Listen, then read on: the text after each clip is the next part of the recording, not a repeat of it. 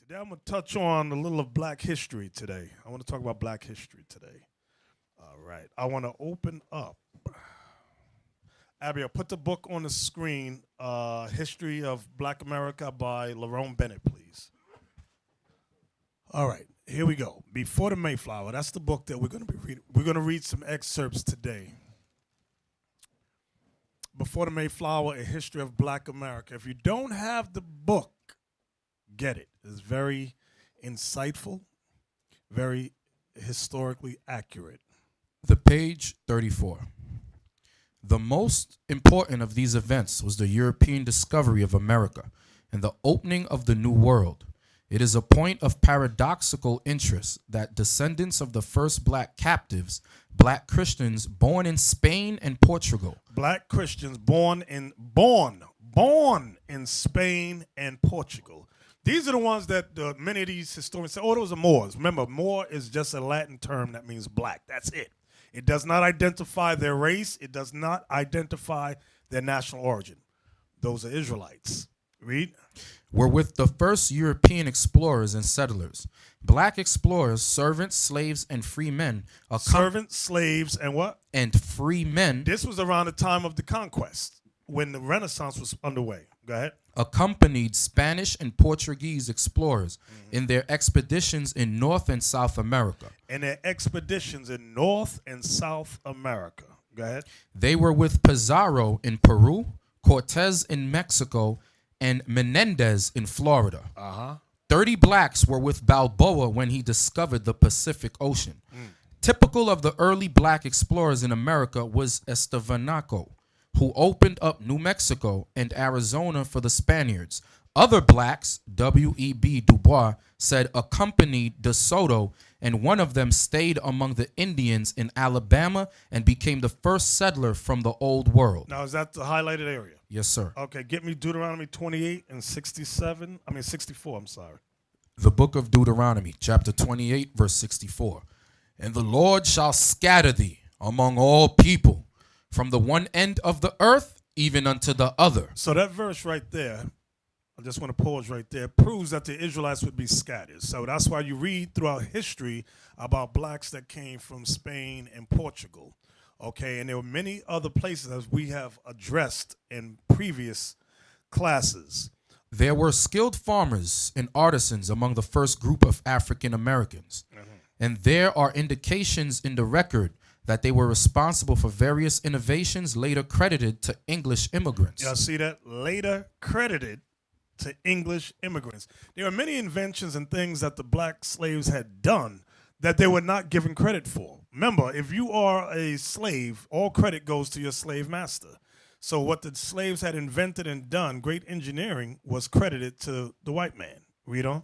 There is furthermore the testimony of Washington Irving, who made the following observation in a contemporary satirical skit.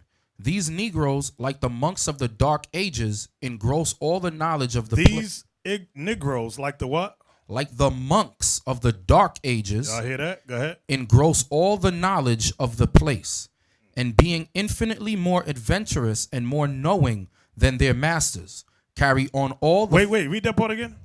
And being infinitely more adventurous and more knowing than their masters, carry on all the foreign trade, making frequent voyages in canoes loaded with oysters, buttermilk, and cabbages. Now pause right there for a second, Cap. Get me 2 Kings 20:20. I just want to show you something, that the Israelites, we were always inventive, ingenuitive, things of that nature. And credit has always been given to the white man. Go ahead. 2 Kings chapter 20 and verse 20. And the rest of the acts of Hezekiah and all his might, and how he made a pool and a conduit and brought water into the city. So our forefather Hezekiah made a conduit and brought water into the city. When you check out many history books, they always give Rome credit for that. They say the Romans did that. That is a lie. Our forefather, King Hezekiah, was the one that created the first conduits and brought waterways into our cities. Okay? Aqueducts, thank you. Can you say it on the mic so people can hear you? The pool is the reservoirs. So reservoirs that today provide water to cities and everything, our forefathers made that. That's what they mean by the pool. And the Romans called them the Great Aqueducts. That's when people go over there and they visit it, you see all that. It's supposed to be, they invented this, and that's how cities were able to grow.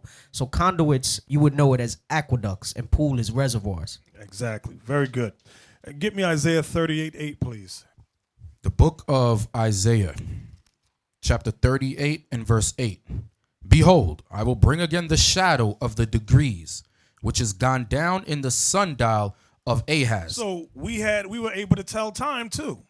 Don't think the white man created watches and things of that nature. We had sundials to determine time through day and night. Go ahead. 10 degrees backward, so the sun returned 10 degrees, by which degrees it was gone down. All right. So now let's go back to the history of Black America. So do you brothers and sisters understand what we're reading so far? Okay, all praise. I want you to see the greatness of our ancestors and that we had ingenuity. All right, come on, Captain. Page 36. They are great astrologers, predicting the different changes of weather, almost as accurately as an almanac. A large proportion of the first generation of African Americans entered America with Spanish names. So it says we understood astrology. It said what else? It said we were more as accurate as an almanac. This is the first group of slaves that came over. Then it said, what was that? And it said the first group all had Spanish names because those were the Moors conquered in Spain, and the remnant of them that was caught were brought to the Americas. Hello. This is history you ain't gonna find in school. This is why we need our own schools, educate our own kids. Where you at? Was that it, Captain? No, there's more. Go ahead. For reasons that are not readily apparent. You see that? For reasons that, because it's not taught nowhere.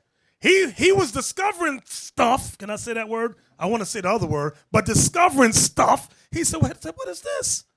I don't understand. This is not really readily apparent of what I'm reading, what I'm learning. Go ahead. Many black males were called Antonio, a name that quickly became Anthony or Anthony.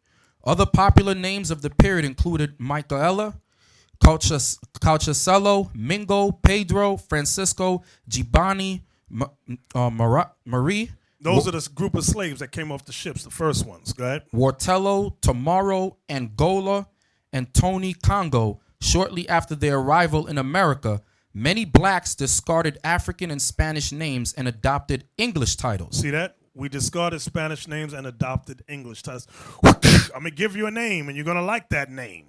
Go ahead.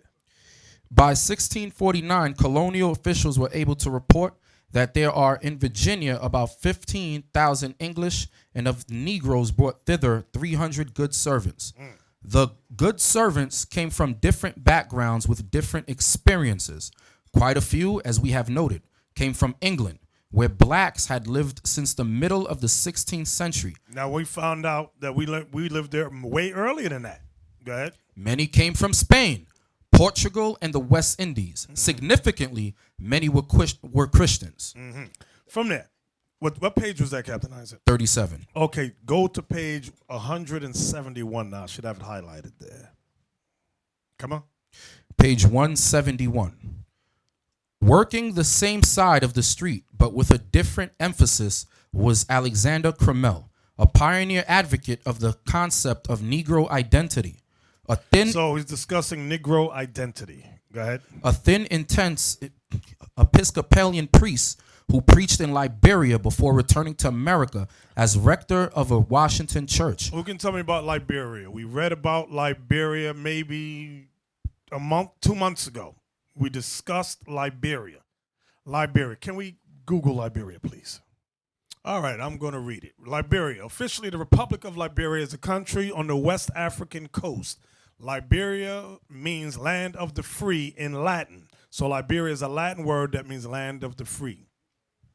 It is bordered by Sierra Leone to its west, Guinea to its north, Ivory Coast to its east. It covers an area. I ain't know them numbers. Let me jump down. Okay, I'm going on to that second paragraph right there. The Republic of Liberia beginning as a settlement of the American Colonization Society, ACS. declared, because those were the slaves. It's going to say all that. Declared its independence on July 26, 1847. The United States did not recognize Liberia's independence until during the American Civil War on February 5th, 1862, between January 7th, 1822, and the American Civil War. More than 15,000 freed and freeborn black Americans from United States and 3,198 Afro-Caribbeans relocated to the settlement. That's where they brought many of the slaves back there during that time to settle it. The black American settlers carried their culture with them to Liberia. The Liberian Constitution and flag were modeled after the United States. Okay, that's all I want out of that. So, Liberia was colonized by black Americans and West Indian Americans. Okay. Captain Isaac? Yes, sir. Back where you at again? Page 171. A thin, intense Episcopalian priest who preached in Liberia before returning to America as rector of a Washington church. Cromwell explored some of the territory covered by modern advocates of negritude. Blacks, he said, were a race God had preserved to do something with. Y'all see that? He says the blacks was a race God had reserved to do something with. He wasn't sure to do what with, but he knew there was something special about us. Was that it? In an eloquent sermon, the destined superiority of the Negro. The destined. I want y'all to listen good to the wording here. The destined superiority of the what? Negro. Of the Negro. Go ahead. Cromwell said that the black American was destined to emerge as a superior human being with the best qualities of other races. Can we read that again? Come on, man. Let's read that thing again. Cromwell said that the black American was destined to emerge as a superior human being with the best qualities of other races. Now, he prophesied in that thing. Y'all don't realize it, but that's some prophecy right there. So what we're doing in here, teaching young black and Latin men, all of us in here are learning the word of God. This is what's going to make us that superior man. The word of God. Y'all understand that? This will cause us to take care of our families and our kids. This will cause us to go out and teach our people and bring them back into this knowledge. Y'all understand that? This will change the scallywag on the corner sister into a right sister, a good sister, make somebody a good wife somewhere. But only the Bible can do that. It has to come through you, brothers. It has to come through you. Was that it, Cap? Yes, sir. All right, from there, give me page, what page was that? That was page 171. Page 171. Give me Deuteronomy 28:37, please. Because they were discussing what did it say, Captain Isaac? The identity. It says something about identity earlier. You read about when you first started reading. Yeah, it says a pioneer advocate of the concept of Negro identity. Right, the concept of Negro identity. They were trying to figure out the identity of the Negro. Deuteronomy 28, verse 37, please. Deuteronomy 28, verse 37. And thou shalt become an astonishment. This is a curse that came on the Israelites for breaking God's laws. We would become an astonishment, read. A proverb. A proverb. And a byword. A byword, meaning we would be called outside our God-given names. Okay.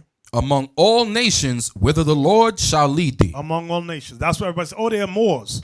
Oh, they're blacks. There's always some confusion about our racial identity. The concept of the Negro's racial identity. Everyone wants to know who we are. Well, the Bible is the only book that declares who we are. From there, pay close attention. Pay close attention.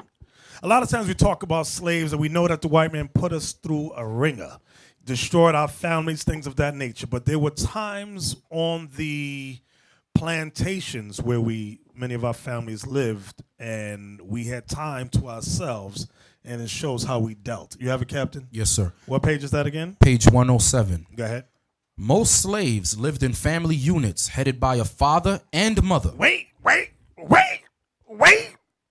Most slaves, read that again. Most slaves lived in family units. In family units. Headed by a father. Wait, I want to pause on father because headed by a father. I want just to pause there because that's an oxymoron today. That is so unheard of. Like, what is this? Headed by a father. Headed. Not under the woman, it said headed. This was slaves. Our ancestors had some sense even in slavery. It's today we've lost all our God-given sense. Read that again. Most slaves lived in family units headed by a father and mother, and large numbers of slaves lived in long marriages. Some of- Wait. It said most slaves lived in long marriages. Can we get that in Tobit, please? Y'all know what I want? I don't know what I want. Somebody help me. Yeah, that one. And Tobit 8. Tobit 8. Yeah, y'all know. 8 and what verse? 4? Somebody read this to the young slaves today. The slave man and the slave woman. Tobit, chapter 8 and verse 7. And now, O Lord, I take not this my sister for lust. I don't take her in lust just because she got big butt and a smile. That ain't the only reason I'm taking her. Go ahead. But uprightly. But uprightly, meaning she's right in the head. She's right in the spirit. Go ahead. Therefore mercifully ordain that we may become aged together. So the slaves even understood that. The slaves understood that. But today, the young black man and Latin man, I'm confused. Now they lost all God-given sins. I don't understand why I got to stay with all my life. I want to move on to the next woman. You know, back in the days that we're reading about, it wasn't even a question about being married until death. You know what I'm saying? This was not even a conversation. You didn't even have to bring this up as a point, to make a point, because it was just natural. Now, we hear about it. You said, well, you've been married for 10 years? Oh, man, that's long. That shows you how sick we are. Yeah. In the past, it didn't even bring concern, because that was just the natural thing to do. Right. Now, just to go 10 to 15 years, they said, well, don't you get tired of him? Right. That's crazy. That shows you that we have grown into level 1 retarded. Yeah. No, what, level 6 retarded? Well, level 5? What level are we at now? Because we're on 3? Okay. Because the levels go up as the times, you know, so we probably at the stratosphere of craziness now. Exactly. Come on, Cap. Large numbers of slaves lived in long marriages, some of 30 or more years. Fathers were strong and respected members of the family circle. Ooh, wait a minute. Fathers were strong and respected members of the family. That's unheard. That is really unheard of today. Go ahead. Were strong and respected members of the family circle, and male children were often named for their fathers. Premarital sex. See that? Wait, they was named after their fathers because the fathers was around. Y'all see that? The women honored the father and said, I'm going to name this boy after you. Name this boy after, everybody had a daddy name. Okay? That's what they did. That's culture. You understand? That's some good sense there. So they didn't have a problem with paperwork. No one can hear you. So they didn't have a problem with paperwork back then. Right.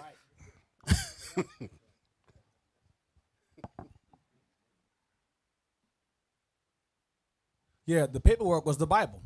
Often the old Bibles they have married to, birth, death. The Bible was an actual legal document that proved that you were married. I don't think they understand what you mean by that, because I'm gonna say it I'm again. explaining it. I'll say Can I it. jump in it? Sure. If you look in some of the Bibles today, just to show you that what Deacon Nathanyel is saying, they actually have in certain sections of the Bible where they actually write family tree, they actually have these things written because you was able to produce that as an actual document. They still didn't get it, Deacon Nathanyel. The Bible. In some of the Bibles, I see some of the sisters shaking their head. Some of the Bibles, if you open them up, like those big Bibles, they actually have slots in there written where you can write certain things in there, and there's a legal document. They actually accept it as a document. So slaves knew that you had to have legal documentation for your marriage, and it was usually most of the time the Bible. Just like I'll give some of y'all, Ephraim, y'all might notice, like they allow, some courts allow your baptism papers to go in and bring that because the church was a place of, right, a legal institution, right. This is to certify that, right, they got a name there, blah, blah, blah, word by, right, this is a Bible. Marriage, this is what they had back in the day. Exactly. Yep, you got one in yours too. Right. It was considered the family Bible. They Thank have a you. section in here called marriages. Another one is occasions to remember. Another one is deaths. Right. These were actually certificates, basically. They were honored as certificates. Exactly. Some of y'all got Bibles like that, and you're like, I'm confused. What's that? I don't understand what that's for.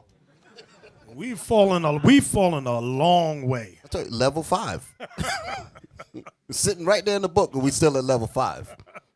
Where we at, Cap? Page 107. Go ahead. Premarital sex was fairly common. Wait. Premarital sex was fairly common. Go ahead.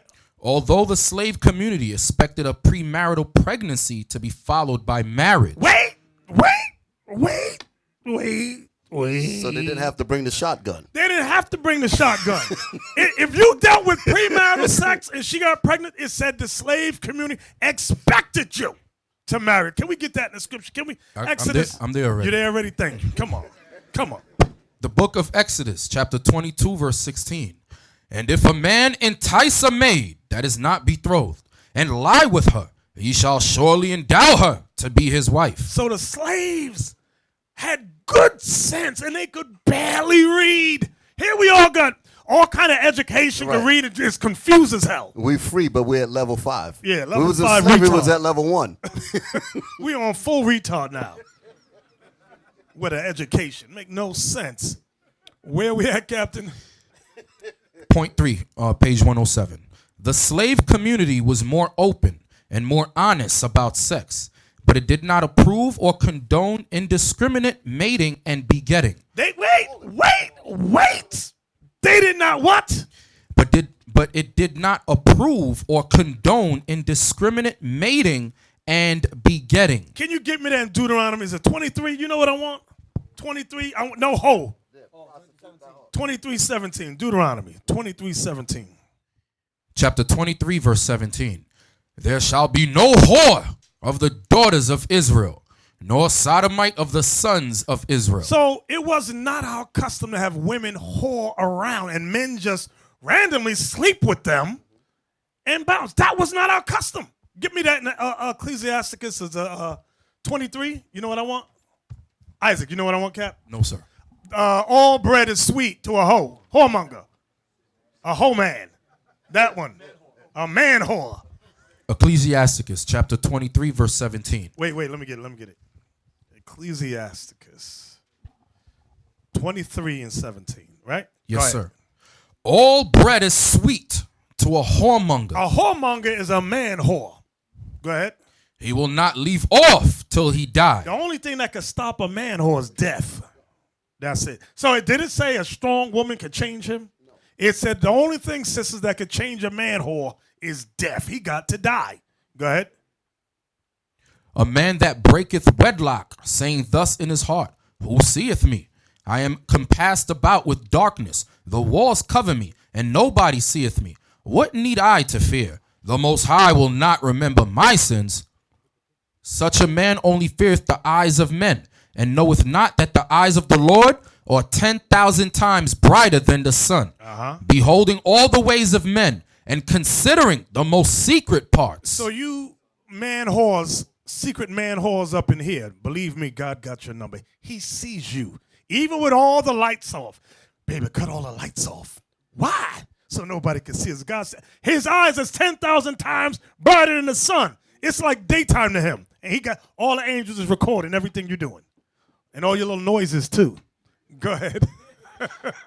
He knew all things ere ever they were created. So also after they were perfected, he looked upon them all. Come on. Keep reading. This man shall be punished in the streets of the city. This is why you see brothers shot in the street, run over by cars, and you be confused on the news like, damn, I wonder why he got ran over by that car. Or why that bullet hit him. He just came from the grocery store. Tyrone wasn't bothering nobody. The Lord said no. Tyrone was a whoremonger, a man whore. The bullet was shot. I commanded an angel, grab the bullet, like you ever see the Flash? When they go, pow, and the Flash grabbed the bullet, and he go, what? And let it go right there in your head. And you can, why Tyrone get hit? Because Tyrone was a man whore. God said it's time to die. Come on. This man shall be punished in the streets of the city, and where he suspecteth not he shall be taken. So the man's not even going to suspect that he's going to get put to death, and he gets taken out. Go ahead. Thus shall it go also with the wife that leaveth her husband. So now the sisters don't get a pass either. It says, likewise, it shall go with the woman that leaves her husband. Go ahead. And bringeth in an heir by another. Bring in a baby by some other dude talking about this your baby. That a baby don't look like me. Look at his nose. Look at his nose. Look at his lips. No, Maury, that ain't my baby. You know, the white man made millions off of Negro indiscretions. Still to this day making millions of dollars off black and Latin immorality. He said, I could get paid off this filth. And he's getting paid too. Come on, Isaac. Verse 23. For first, she hath disobeyed the law of the Most High. So that's the first law she broke. Go ahead. And secondly, she hath trespassed against her own husband. That's the second thing she disobeyed. And thirdly, she hath played the whore in adultery and brought children by another man. What's that thing West Indians got? What's that parade? Carnival. Bacchanal. And they go, what do they call that thing? Carnival baby. Thank you. The carnival babies. Some of y'all online might be carnival babies. Some of y'all up in here might be carnival babies. And you think your daddy's your daddy, but that ain't your daddy. Your daddy's down the block somewhere with his other family. The hell is this? Let's go back, Cap. The slave community was more open and more honest about sex, but it did not approve or condone indiscriminate mating and begetting. More than that, the slave community expected males and females to remain faithful after marriage. But dang, I'm like, this was slaves, quote unquote, uneducated slaves. It will make you give responses like that. You say, damn, and all that. Because this is just to hear this kind of thing to show you how far we've fallen. You know, it is phenomenal, flabbergasting. Mm-hmm. These kinds of things will knock you off your feet. Right. So it is a shock, especially to those with sense. Exactly. Go ahead. Come on. Was that it, Cap? No, there's more.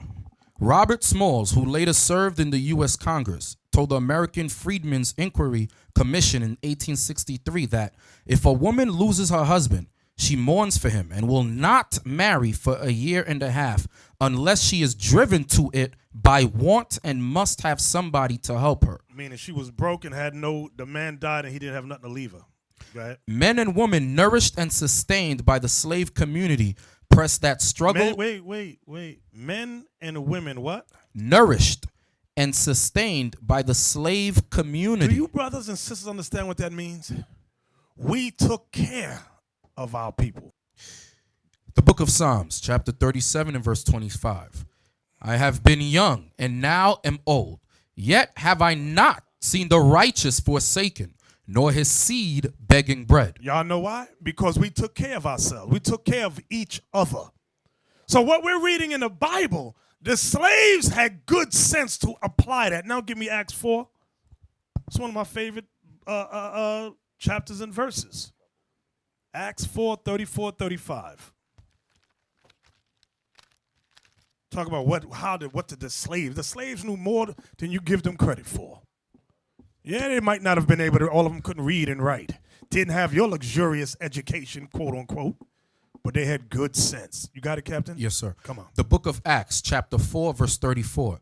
Neither was there any among them that lacked, for as many as were possessors of lands or houses sold them, and brought the prices of the things that were sold, and laid them down at the apostles' feet, and distribution was made unto every man according as he had need. So we had a community that we looked out for one another, and that's the same thing that this book written by Lerone Bennett is saying the slaves. Can you read that part again, Cap? Men, page 107. Men and women nourished and sustained by the slave community pressed that struggle on several levels. Militants, as we shall see, organized and led revolts and conspiracies. All I want is that was all I wanted out of that. Okay. Give me 1 Timothy 5 and 8. 1 Timothy 5 and 8. 1 Timothy. Because I heard a statement one time that teaching young black men to get jobs, to take care of their families, is oppression. Do you hear what I said? Yeah, I heard you. That it is oppression, that we are oppressing young black and Latin men by commanding them to get work. See, that's level 6. To take care of their families. That's level 6. Oppression. That's level 6. That's level 6 retard. That's level 6. Full retard. Full. Can you read that for us? First Timothy chapter 5 and verse 8. Now, this is what, if you don't believe anything, at least believe what the Bible says. Go ahead.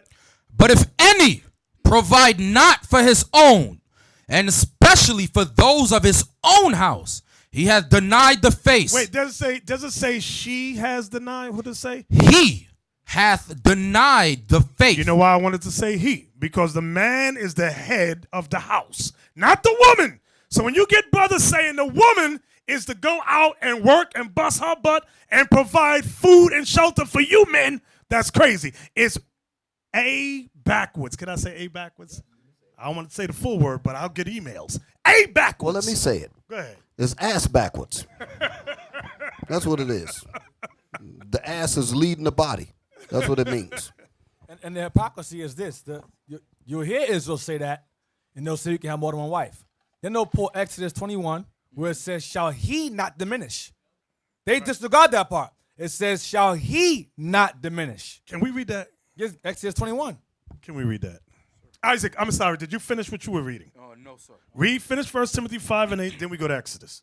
But if any provide not for his own, and especially for those of his own house, he hath denied the faith and is worse than an infidel. Worse than an unbeliever, an idolater. So that's what God says, because that's the Spirit of Christ speaking through Paul here.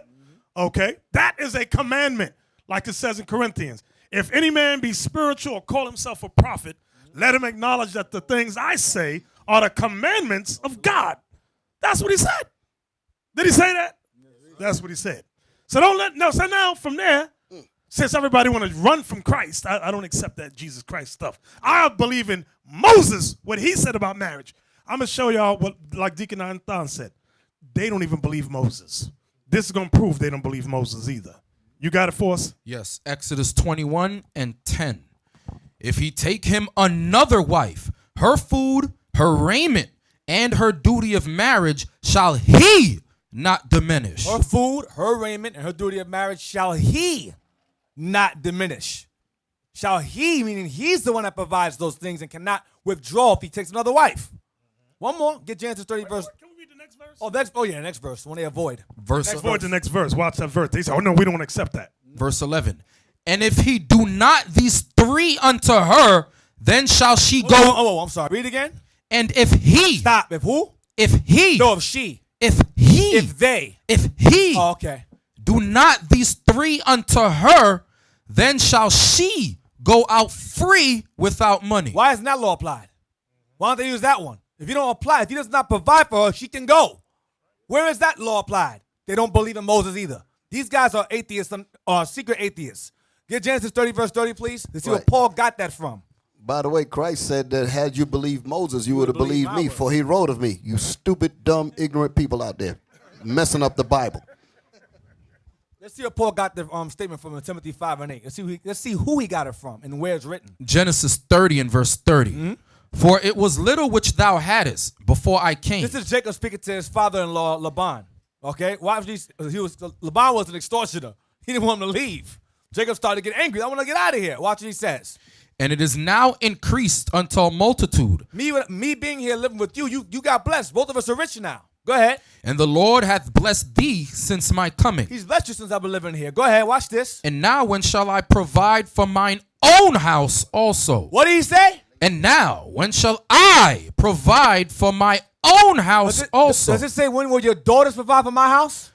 Shall I provide for mine own house also? Ass backward camps. Ass backwards. That's what it is. Because Jacob said, when can I provide for my own house? Laban didn't say, you're oppressive, brother. You're oppressing my daughters. That's not what it says. Yeah, Deacon Nathan, did you just say the camp?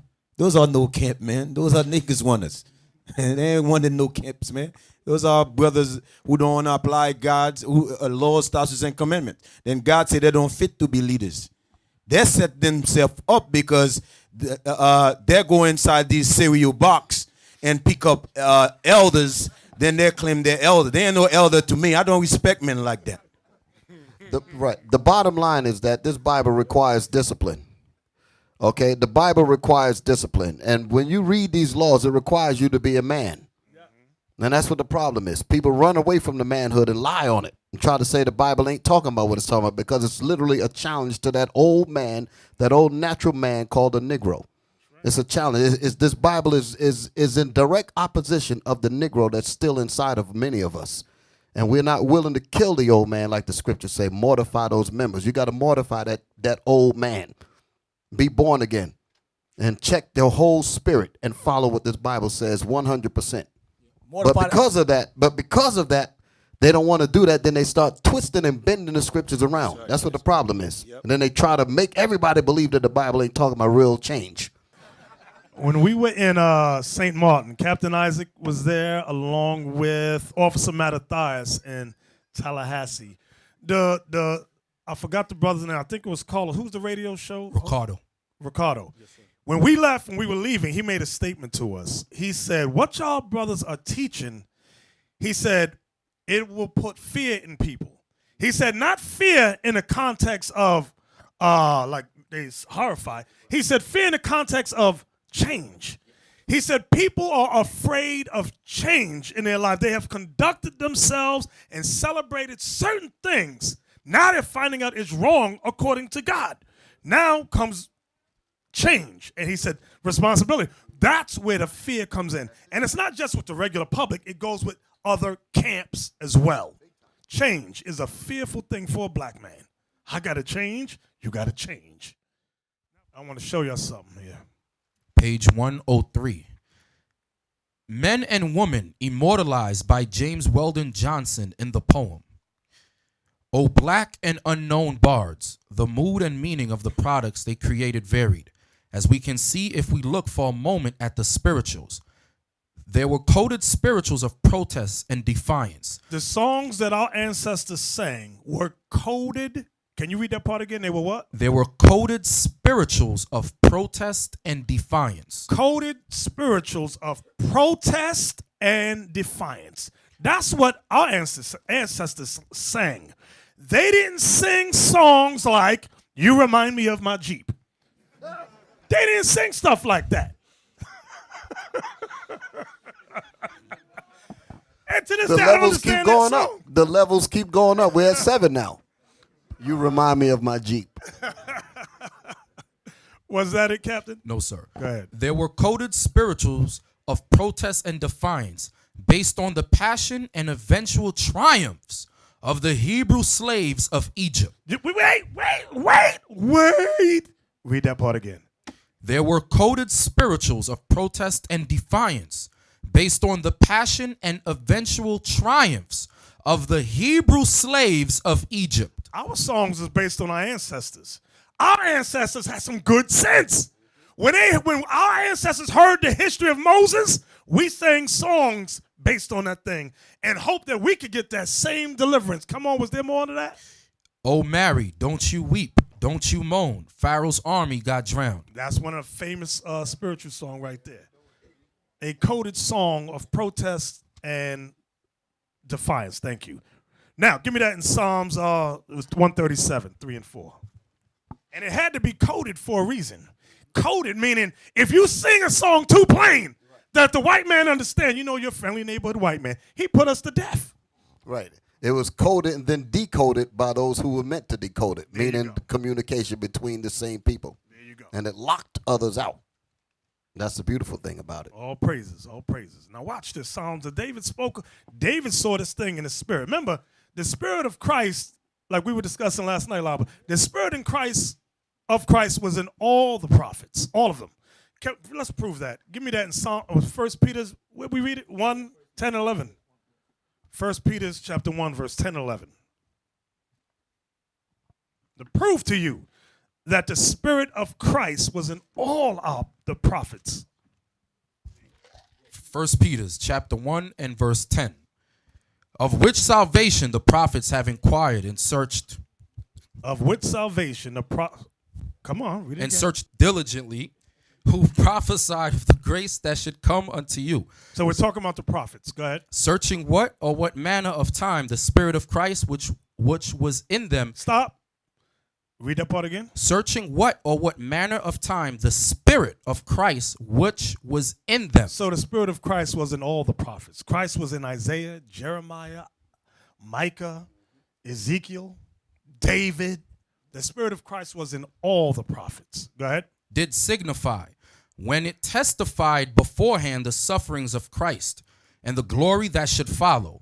Psalms 137 and verse 1. No, 3 and 4. Verse 3. For there they that carried us away captive. The there means in slavery. The there means slavery. Read the verse above it. Verse 2. We hanged our harps upon the willows in the midst thereof. For there they that carried us away captive. They that carried us away in slavery required of us a song. Required of us a song. Wanted us to sing for them. Went down to the river Jordan, where John baptized 3. When I walked the devil in hell, says Johnny baptized me. I say, roll, Jordan, roll. Oh, now roll, Jordan, roll. My soul arise in heaven, Lord, for the year Jordan roll. Well, some say John was a Baptist. Some say John was a Jew. But I say John was a preacher, cause my Bible says so too. I say, roll, Jordan, roll. Roll, Jordan, roll. My soul arise in heaven, Lord, for the year when Jordan roll. Hallelujah, roll, Jordan, roll. Roll, Jordan, roll. My soul arise in heaven, Lord, for the year when Jordan roll. Hallelujah, roll, Jordan, roll. Roll, Jordan, roll.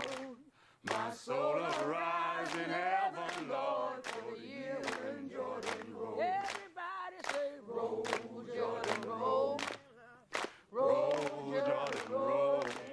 My soul arise in heaven, Lord, for the year when Jordan roll. Roll, Jordan, roll.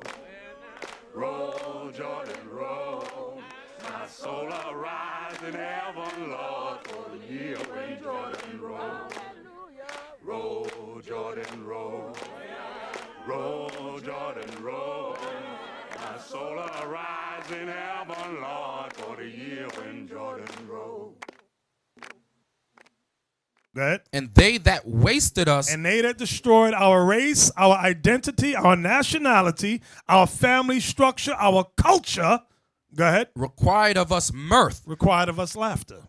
Saying, sing us one of the songs of Zion. Sing us one of those spirituals. Sing us one of those gospel songs. Go ahead. How shall we sing the Lord's song? How shall we sing the Lord's song?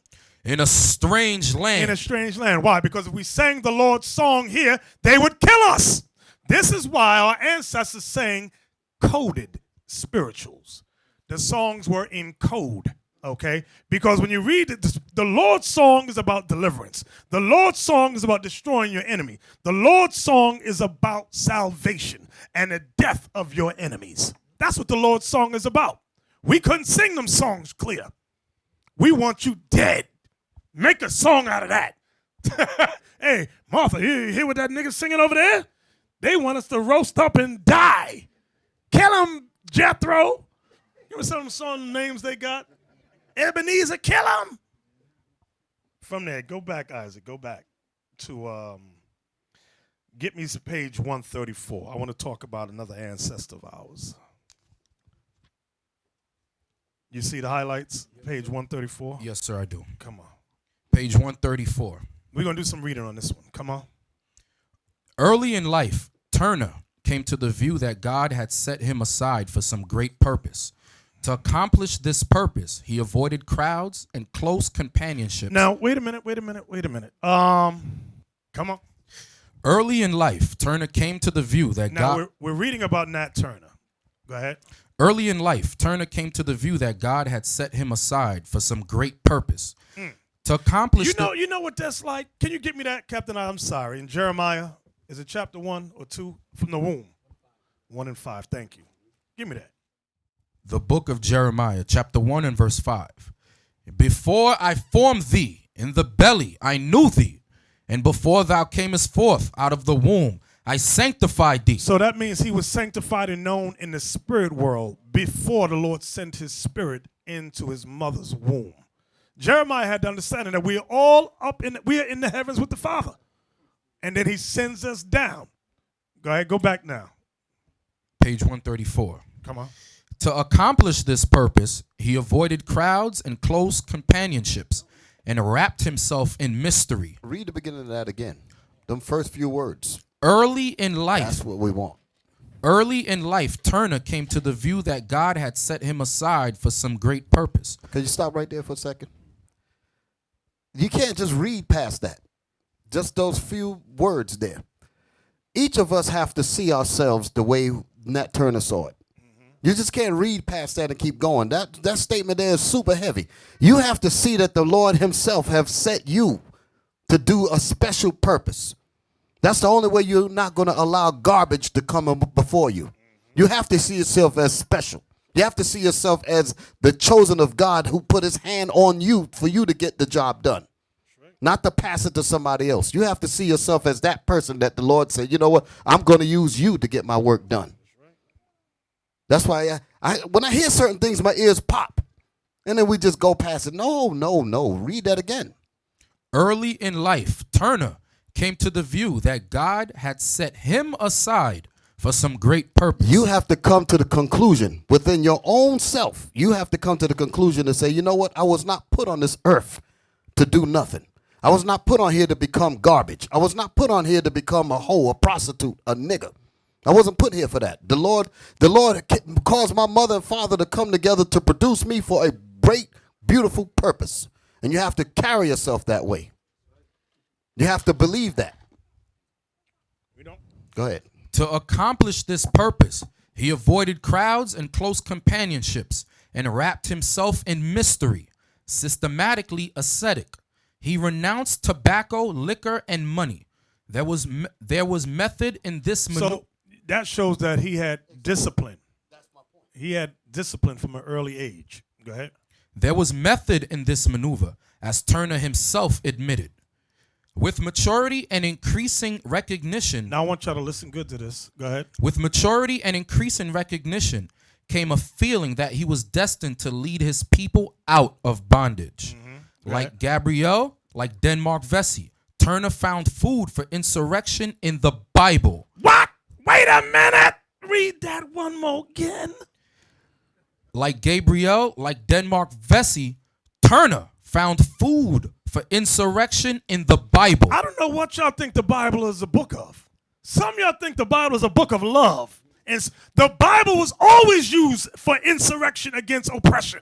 This Bible is a book of revolution. This Bible is a book of deliverance and salvation from slavery. And weak men are scared of that. Exactly. Weak men are scared of what we just read there. Weak men are scared of that. Could he read that whole thing again, Bishop? yeah. I'm sorry. Read it again. With maturity, The whole thing. Get it all.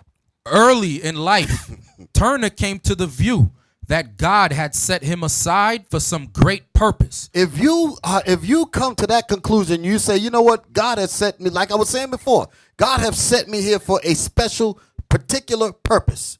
And your mind is centered on that. Your mind is focused on that thought. Listen to the rest of what I was listening to as he was reading it. Read on. To accomplish this purpose. To accomplish, so in other words, to fulfill this purpose. Listen to how this man is thinking. He avoided crowds. He avoided crowds. This is the discipline that it took for him to make sure that he fulfilled that purpose. He had to resist crowds of stupidity. He had to resist crowds of foolishness and weakness. Read. He avoided crowds and close companionships and wrapped himself in mystery. Anything that would have distracted him from his purpose, he said, get it the hell away from me, because he knew his purpose. That's what I say to each and every one of you. You must know your purpose. You must know the reason why you're here. Don't be sitting in here wishy-washy and don't understand what this is about. You must know your purpose. Read. Systematically ascetic, he renounced tobacco, liquor, and money. All of these things could take you away from your purpose. He said, anything that's going to take me away from the purpose for why I was born, I'm going to move it away from me. That's discipline. A lot of weak men cannot do that. Yeah, They cannot do that. Read. There was method in this maneuver. And he said there was method in why he was doing the things he was. The method was so that he could fulfill that purpose. And as you kept reading, you was getting to the parts about where he got food to fuel his purpose. He understood his purpose was to be an agent of insurrection against his oppressors. That's what his purpose was. And he said, and the food on the fuel to help this is the Bible. Wisdom of Because Solomon. that, cigarettes, you read tobacco, alcohol, and what else? Money. So these are the things that were used to keep the slaves occupied, those three elements right there. Nat Turner had a mindset. He said, you know what, I'm not going to get caught up in this. Read that again. Wisdom of Solomon 1:5, I mean. Wisdom of Solomon, chapter 1 and verse 5. For the Holy Spirit of discipline will flee deceit. Discipline, the Most High is all about us disciplining ourselves, disciplining our thoughts, our tongue, disciplining our actions, the way we live our lives. Discipline. That's what the Lord does. Disciplines you. Go ahead. And remove from thoughts that are without understanding, and will not abide when unrighteousness cometh in. Now give me Matthew 4:4. Because it said he used the Bible as food of insurrection. For insurrection, that's what it said, right? That's what Christ said here in Matthew 4:4. Watch this. He compares the Bible of food. Go ahead. The book of Matthew, chapter 4 and verse 4. But he answered and said, it is written, man shall not live by bread alone, but by every word that proceedeth out of the mouth of God. Now give me that one in Revelation. Is it Revelation 10? Yeah, the little book. I want that one. Revelation 10, verse 9. About eating. Because it said he used the Bible as food for insurrection. Food. Revelation chapter 10, Verse 9. verse 9. And I went unto the angel and said unto him, give me the little book. Give me the Bible. Go ahead. And he said unto me, take it and eat it up, and it shall make thy belly bitter, but it shall be in thy mouth sweet as honey. And I took the little book out of the angel's hand and ate it up. Meaning he learned it. That's what it told. I mean, he took a literal book and bit into it. He learned it. Go ahead. And it was in my mouth sweet as honey. And as soon as I had eaten it, When I understood it, my belly was bitter. my belly was bitter. He understood. He said, dang, it's going to be a whole lot of killing. I got to do a whole lot of changing. Go ahead. What you got outside? Why did he say it was bitter in his belly? Because there's something happening. Who's that brother behind Joachim? Yes. Give him a microphone.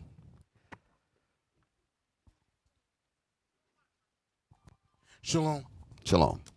Because he had to apply what he was that he read. and Okay. learned, What's going to happen as a result of applying and it? then change. Change.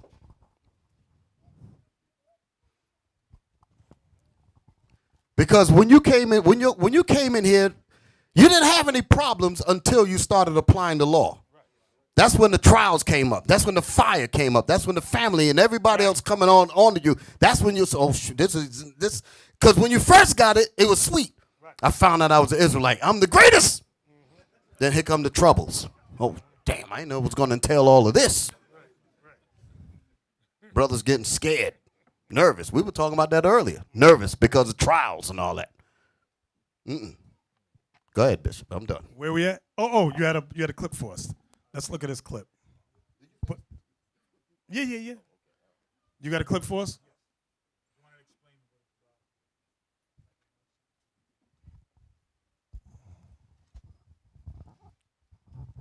This clip is from a show by the name of Hell on Wheels, and it shows the slave masters had made a wager. One of the slave masters didn't like the fact that the slaves were being taught how to read. So you'll see the gist of it in a moment.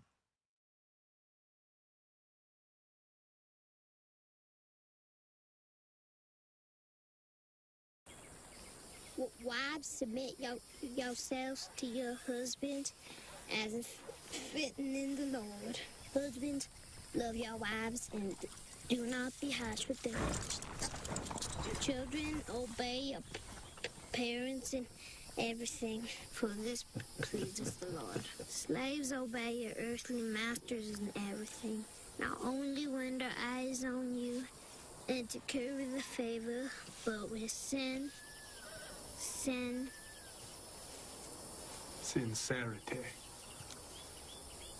sincerity of the heart in reference of the Lord.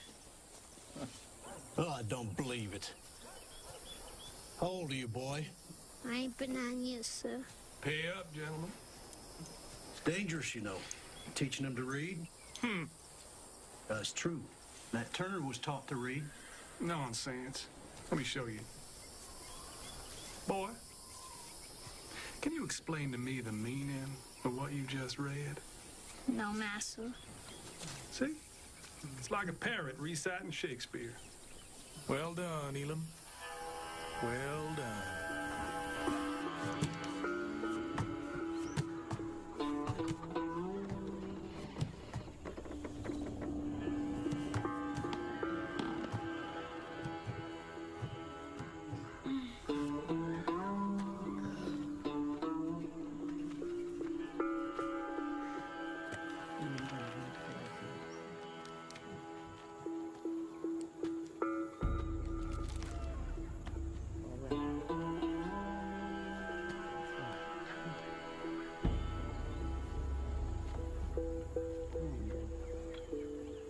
Now I have heard the groaning of the Israelites whom the Egyptians hold in slavery, and I have remembered my promise. Say unto the children of Israel, I am the Lord. And I will bring you out from under the burdens of the Egyptians, and I will rid you out from under their bondage. And I will redeem you with a stretched out arm, and ye shall know that I am the Lord.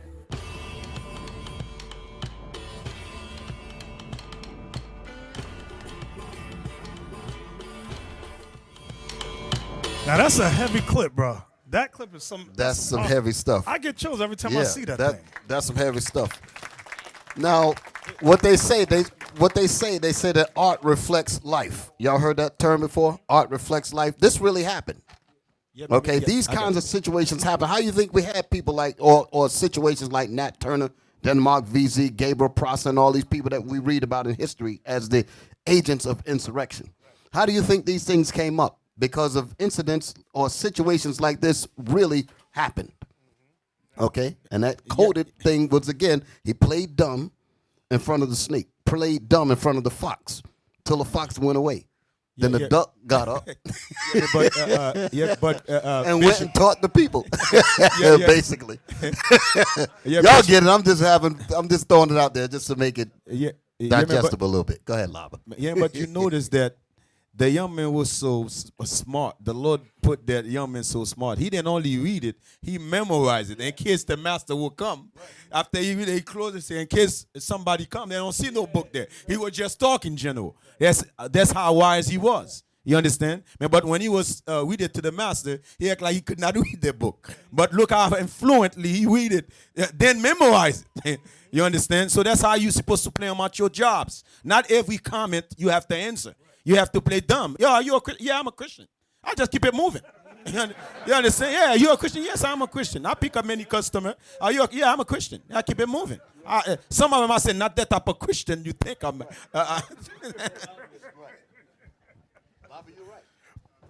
Deacon Lobby is 100% correct. That's what I do. Oh, you sound like you're a Christian. You're a Christian. Yeah, I'm a Christian. Get out of here. Where my people at? Let me tell you who you really are. See, y'all had better sense than me. I used to go to my job and hand out flyers. Then I got fired I lost like 2-3 jobs. I said, why am I getting fired? Lord said, because you stupid. I was like, oh, dang. You shouldn't have said that, Bishop. But I remember that. I remember that. I'm saying the white man the devil. I'm giving out the flyer, and the white man right there looking at me. That was stupid. But we just read that our ancestors used and saw evidence that our ancestors used the Bible as food for insurrection. Can somebody tell the Kemetic community the Book of the Dead was never used to help get us out of slavery, to give us exhortation to get out of slavery. Never. The ISIS papers was not used. The hieroglyphs was not used, my brother. It has always been the Holy Bible. So you better go and get the hell up out of here and learn this book. We have to learn this book. I see the levels are continually going up. We're at level 8 now. Our people, can you read that again now? We're going back to the book Before the Mayflower, A History of Black America by Lerone Bennett Jr. That part, you know that part I'm talking about, Cap? Yes, sir. Go ahead. Page 134. With maturity and increasing recognition came a feeling that he was destined to lead his people out of bondage. Like Gabriel, like Denmark Vesey, Turner found food for insurrection in the Bible. So that was Gabriel Prosser, Denmark Vesey, Nat Turner used the Bible as fuel of insurrection. So this book is a revolution of this book. Believe it or not, brothers, this book is what the Maroons used over in the Caribbean. That's why they said, you know what, take out the Apocrypha, get it all out of there, because them ends is using that to rise up against us. Because all of us wasn't dumb and stupid. Some of us could read. Okay, Cap, one more again. I'm sorry, one more again. With maturity and increasing recognition came a feeling that he was destined to lead his people out of bondage. Like Gabriel, like Denmark Vesey, Turner found food for insurrection in the Bible. He immersed himself in religion. He even prayed at the plow. He saw visions and heard voices. One day he had an unusual vision. He saw black and white spirits wrestling in the sky. The sun grew dark and you know what's heavy about that? There's a scripture y'all can help me because I don't know where it is. In Maccabees, where he said he looked up and saw apparitions of angels fight. You know what that is? Can you find that for us, bro? You good, bro. You good. 2 Maccabees chapter 5 and verse 1. About the same time, Antiochus prepared his second voyage into Egypt. And then it happened that through all the city for the space almost of 40 days there were seen horsemen running in the air, in clothes of gold and armed with lances like a band of soldiers, and troops of horsemen in array, encountering and running one against another with shaking of shields and multitude of pikes, and drawing of swords, and casting of darts, and glittering of golden ornaments, and harness of all sorts. Wherefore every man prayed that apparition might turn to good. Now when there was God, that's it. So during this time, our forefathers saw an apparition. They saw angels dressed in war garments battling in the heavens. That's what they were seeing. Angels battling in the heavens. And they prayed that what they saw, the apparition they saw, was for their good. It was a good sign that they were going to win the battle. So you mean Nat Turner wasn't insane and crazy? No. Because you got some, like Officer Yan was telling me, one of his black teachers in school was saying that Nat Turner was insane and mad and somewhat crazy. You've got to be kidding me, you know?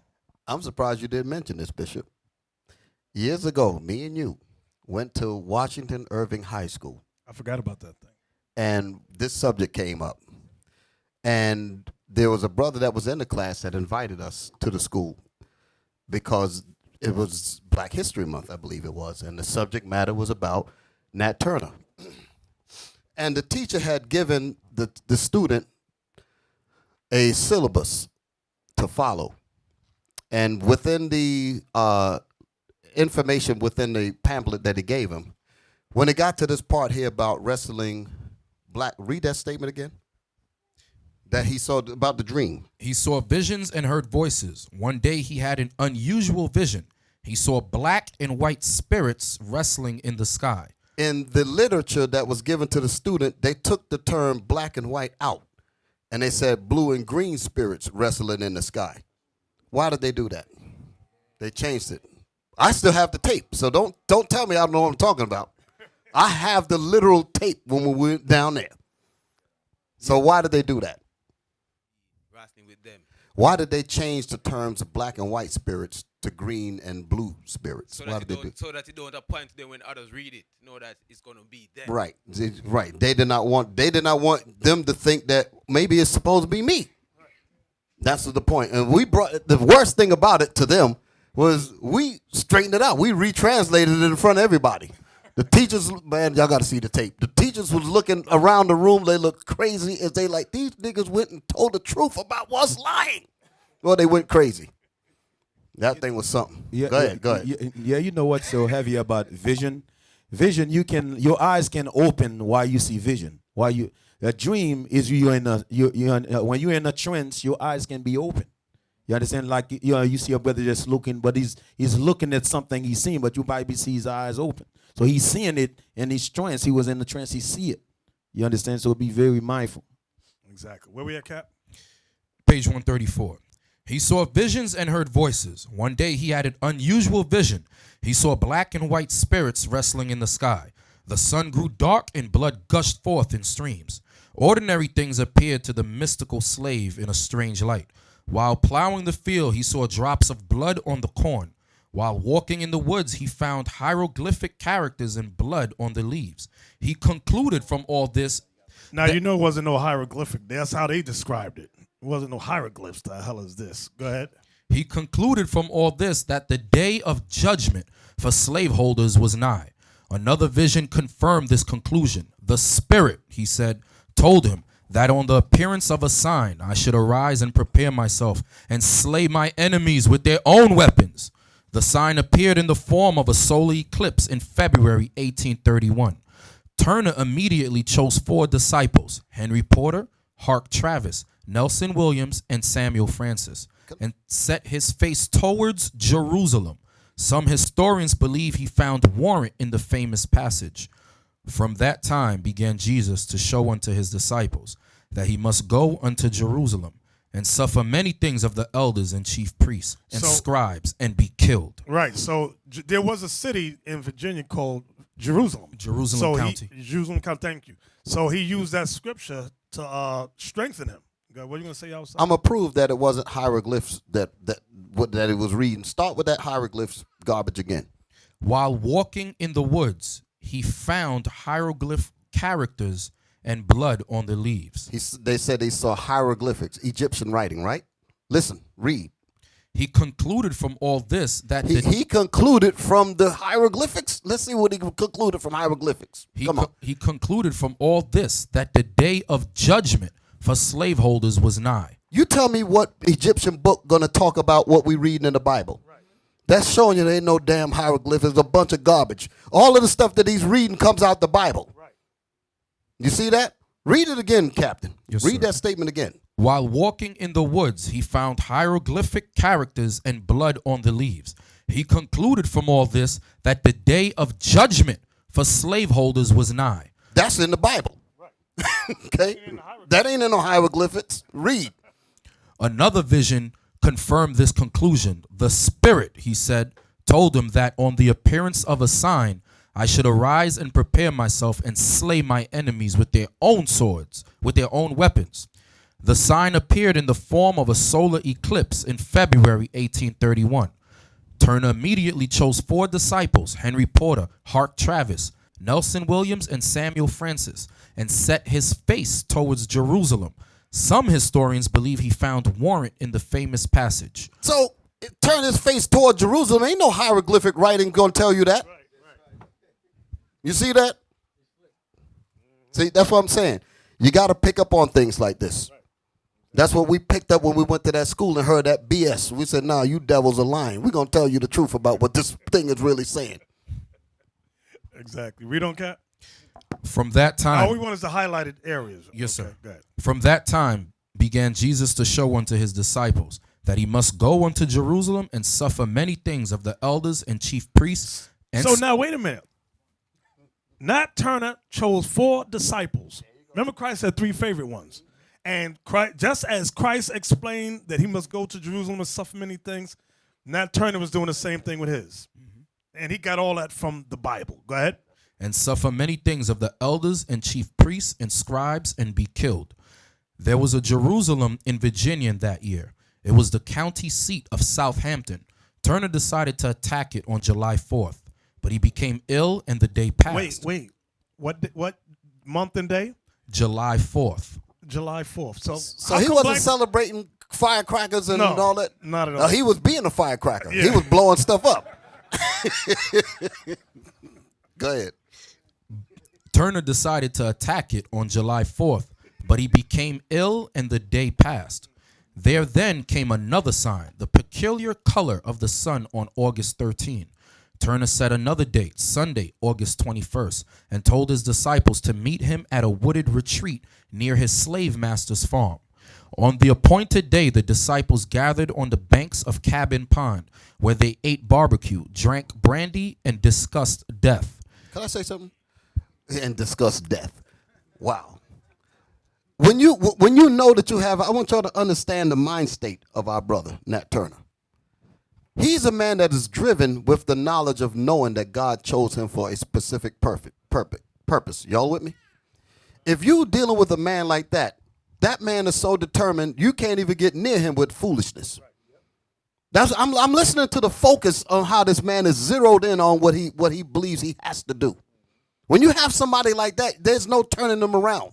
When they think, when they actually believe that they were made for that particular thing, there is nothing you can do to get that out of them. Right. And if you notice, he wasn't doing it because he had an attitude with white folks. Exactly. That's the point. He was doing it to deliver his people from oppression and bondage. He had a purpose.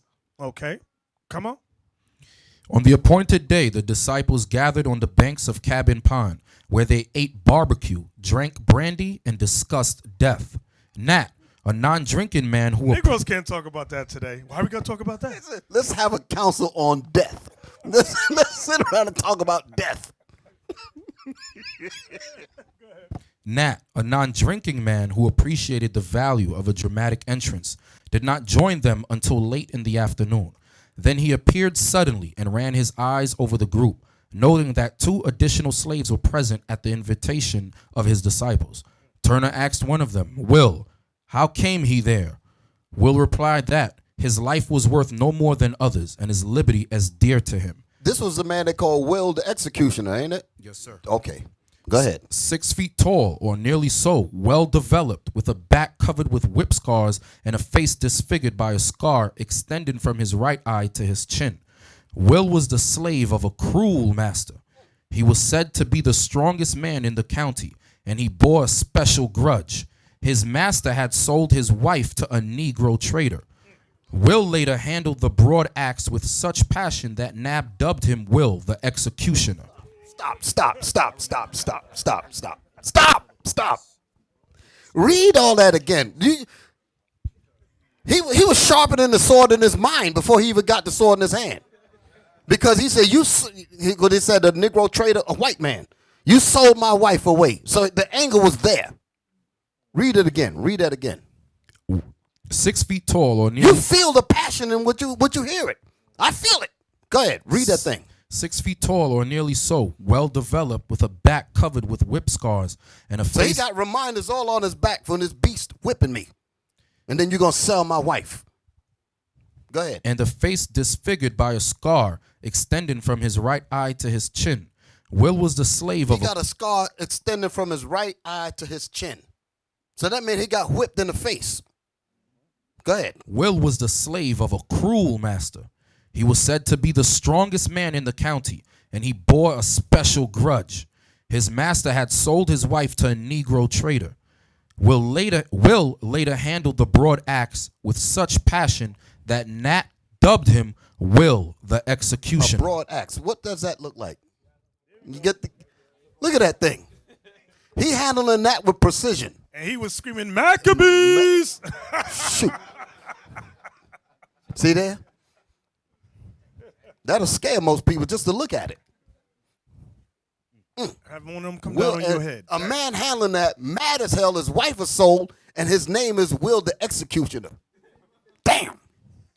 So you can see him being in the council talking about death, can't you? Easily.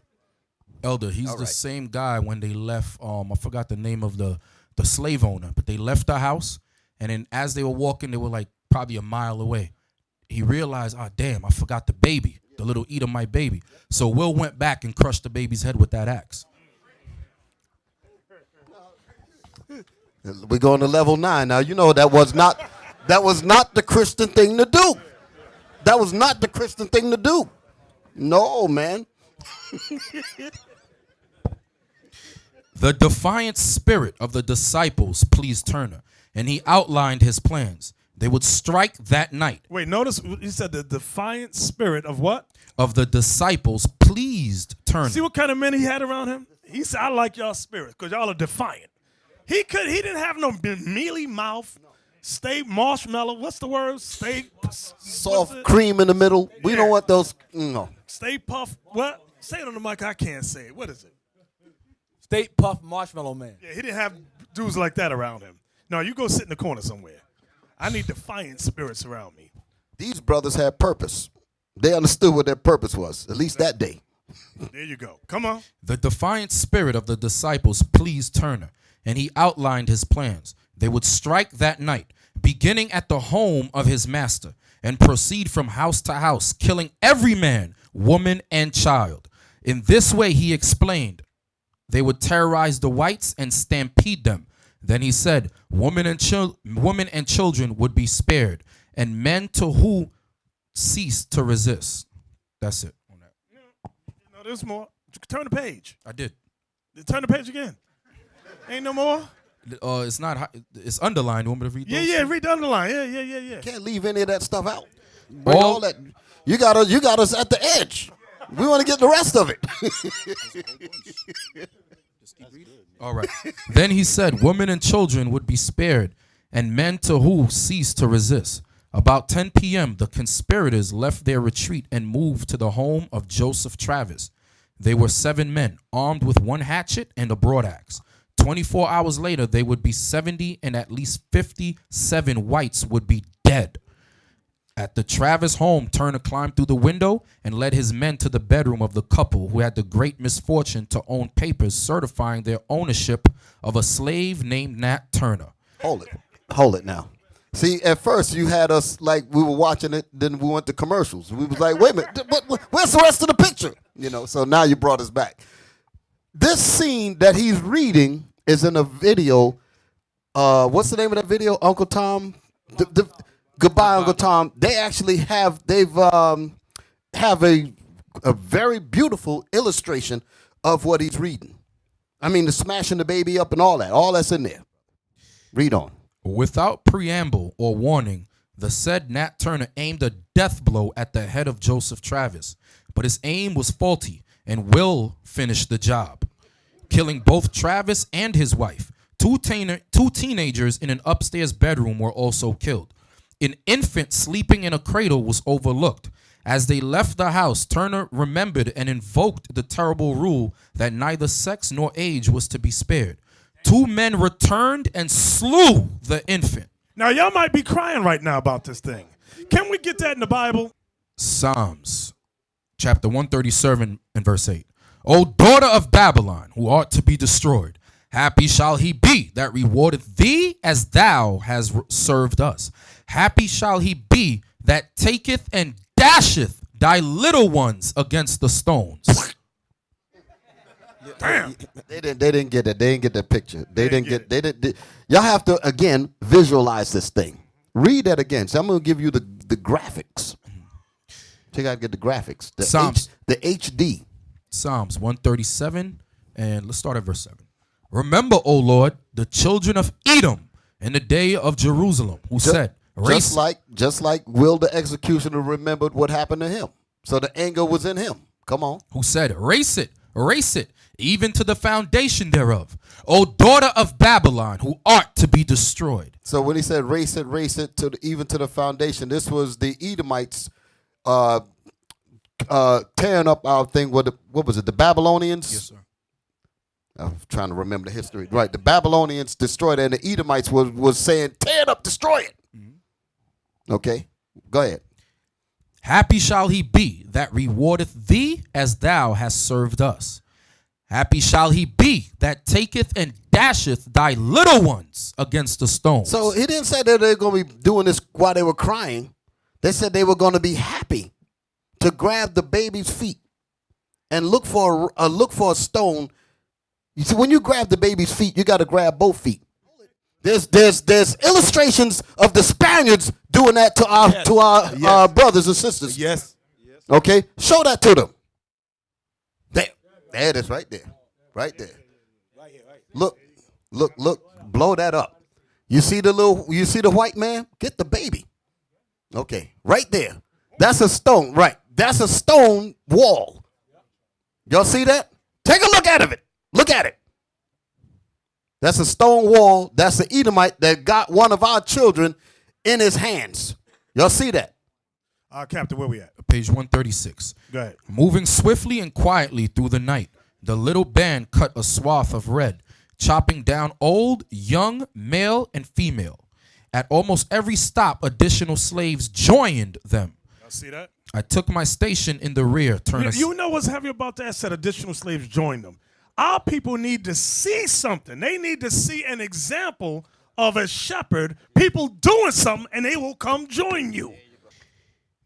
And devastation wherever we went. I placed 15 or 20 of the best armed and most to be relied on in front, who generally approached the houses as fast as their horses could run. This was for two purposes: to prevent their escape and strike terror to the inhabitants. All through the terrible night, men, women, and children died. No one with a white skin was spared, except a family of poor whites who owned no slaves. Dang, you that poor white trash liver. Go ahead. Go ahead. In reading the grisly accounts of this affair, it is impossible not to extend to the victims that human sympathy the victims were unable to extend to their victims and their executioners.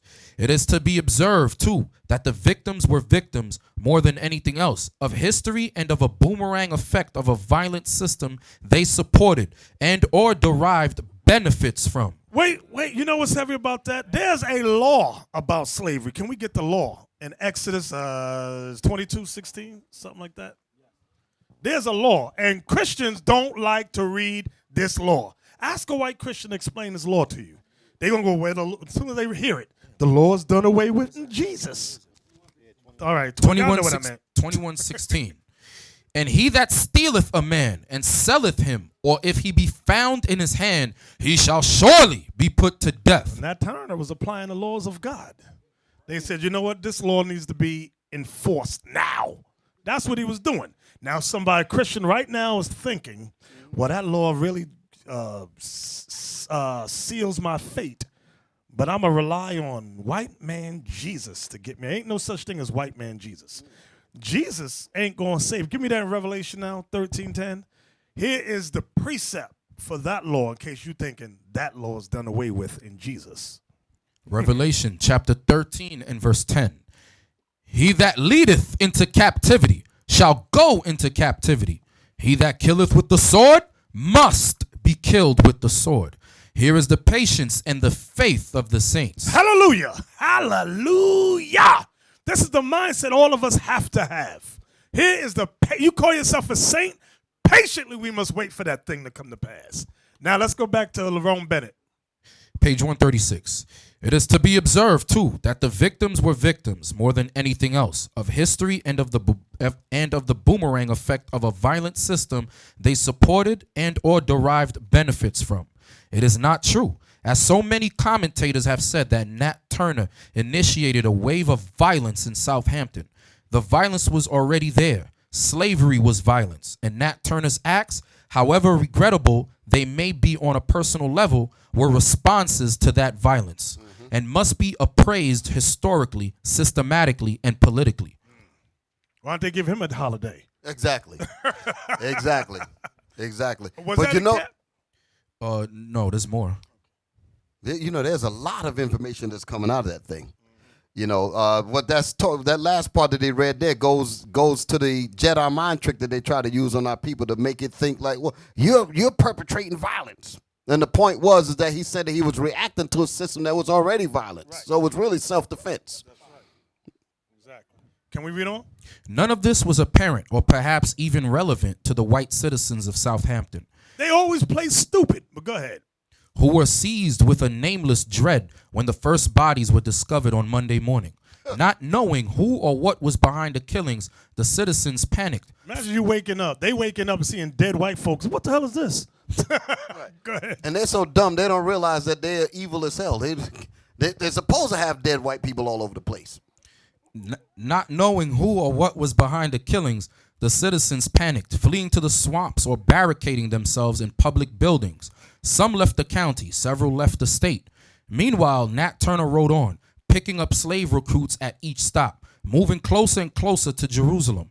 On Monday afternoon, he reached the Parker farm, only 3 miles from Jerusalem. Turner wanted to bypass the farm and push on to the town, but his men, some of whom were groggy from periodic raids on cider stills, wanted to stop. Turner gave in, a fatal mistake. While waiting, he was attacked by a group of 18 or 20 whites who advanced with guns drawn. Turner, undaunted, counterattacked. The whites held their ground for a moment and then turned and fled. The slaves gave chase, crossed the hill, and discovered that the whites had been reinforced by a larger group from Jerusalem.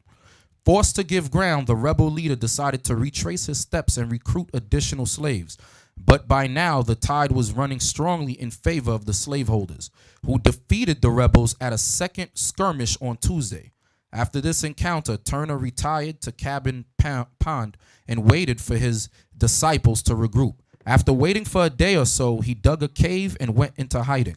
By this time, soldiers were flocking to the county from all points. 3 companies of artillery from Fort Monroe and detachments of men from the warships Warren and Natchez arrived. Hundreds of soldiers and militiamen from North Carolina and other Virginia counties thronged into the area. All in all, I want y'all to remember that. It said hundreds of, what did it say, militiamen? Yes, sir. That term is going to come up later on in the class, but just keep that in mind, these militiamen. Go ahead. All in all, some 3,000 armed men came to Southampton to put down the insurrection. A massacre followed.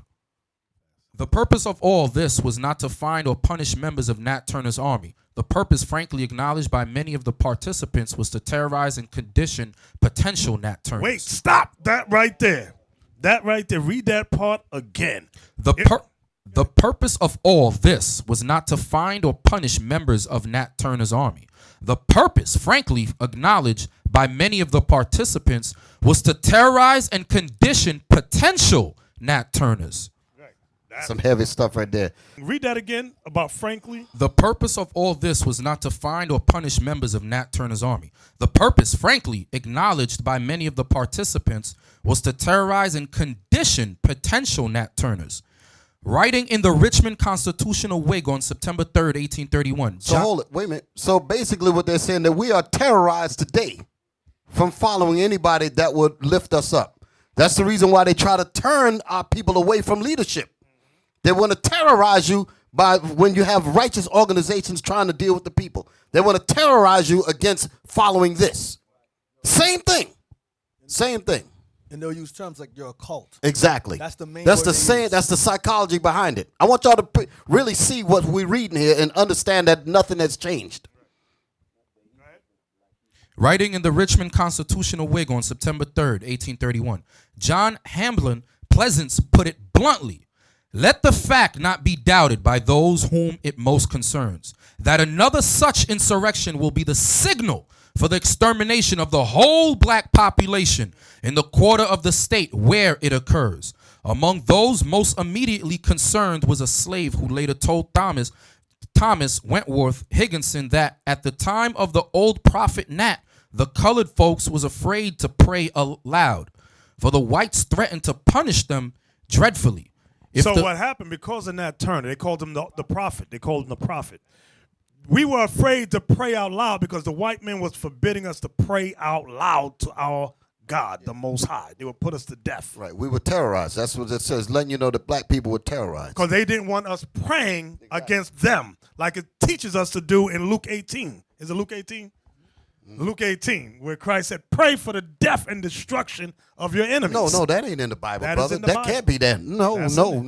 I got to get rid of that Bible then. I can't follow that. No. Luke 18, verse 6. And the Lord said. And the Lord said. Go ahead. Hear what the unjust judge saith. And shall not God avenge his own elect, which cry day and night unto him, though he bear long with them? I tell you that he will avenge them speedily. Nevertheless, when the Son of Man cometh, shall he find faith on the earth. Y'all see that? So he says he will avenge us speedily. So we're supposed to pray for that. Jump up above that where it talks about that. Not for a while. Let me see it. Yeah, the whole thing's about prayer. The whole thing's about prayer. Yeah, you know what our people don't understand, Bishop? Deliverance come with blood. Right. Deliverance, I'm saying it again, deliverance come with blood. So y'all can be in La La Land all you want. Exactly. Jump at 4? Go to verse 4, I'm sorry. Verse 4. Start at 3, I'm sorry, 3. Verse 3. And there was a widow in that city, and she came unto him, saying, Avenge me of mine adversary. That's the subject. Avenging on your adversary, which is your enemy. Go ahead. And he would not for a while. But afterward he said within himself, Though I fear not God, nor regard man, yet because this widow troubleth me, I will avenge her, lest by her continual coming she worry me. And the Lord said, Hear what the unjust judge saith. And shall not God avenge his own elect? So now Christ is comparing God to the unjust judge. And shall not God avenge what? His own elect? The Israelites. Which cry which pray day and night unto him, though he bear long with them? I tell you that he will avenge them speedily. Nevertheless, when the Son of Man cometh, shall he find faith on the earth? You know why it says that? Nevertheless, when the Son of Man cometh, shall he find faith on the earth? From the time of Nat Turner, we were forbidden to pray out loud during that time because they didn't want us praying against our enemies, our adversaries.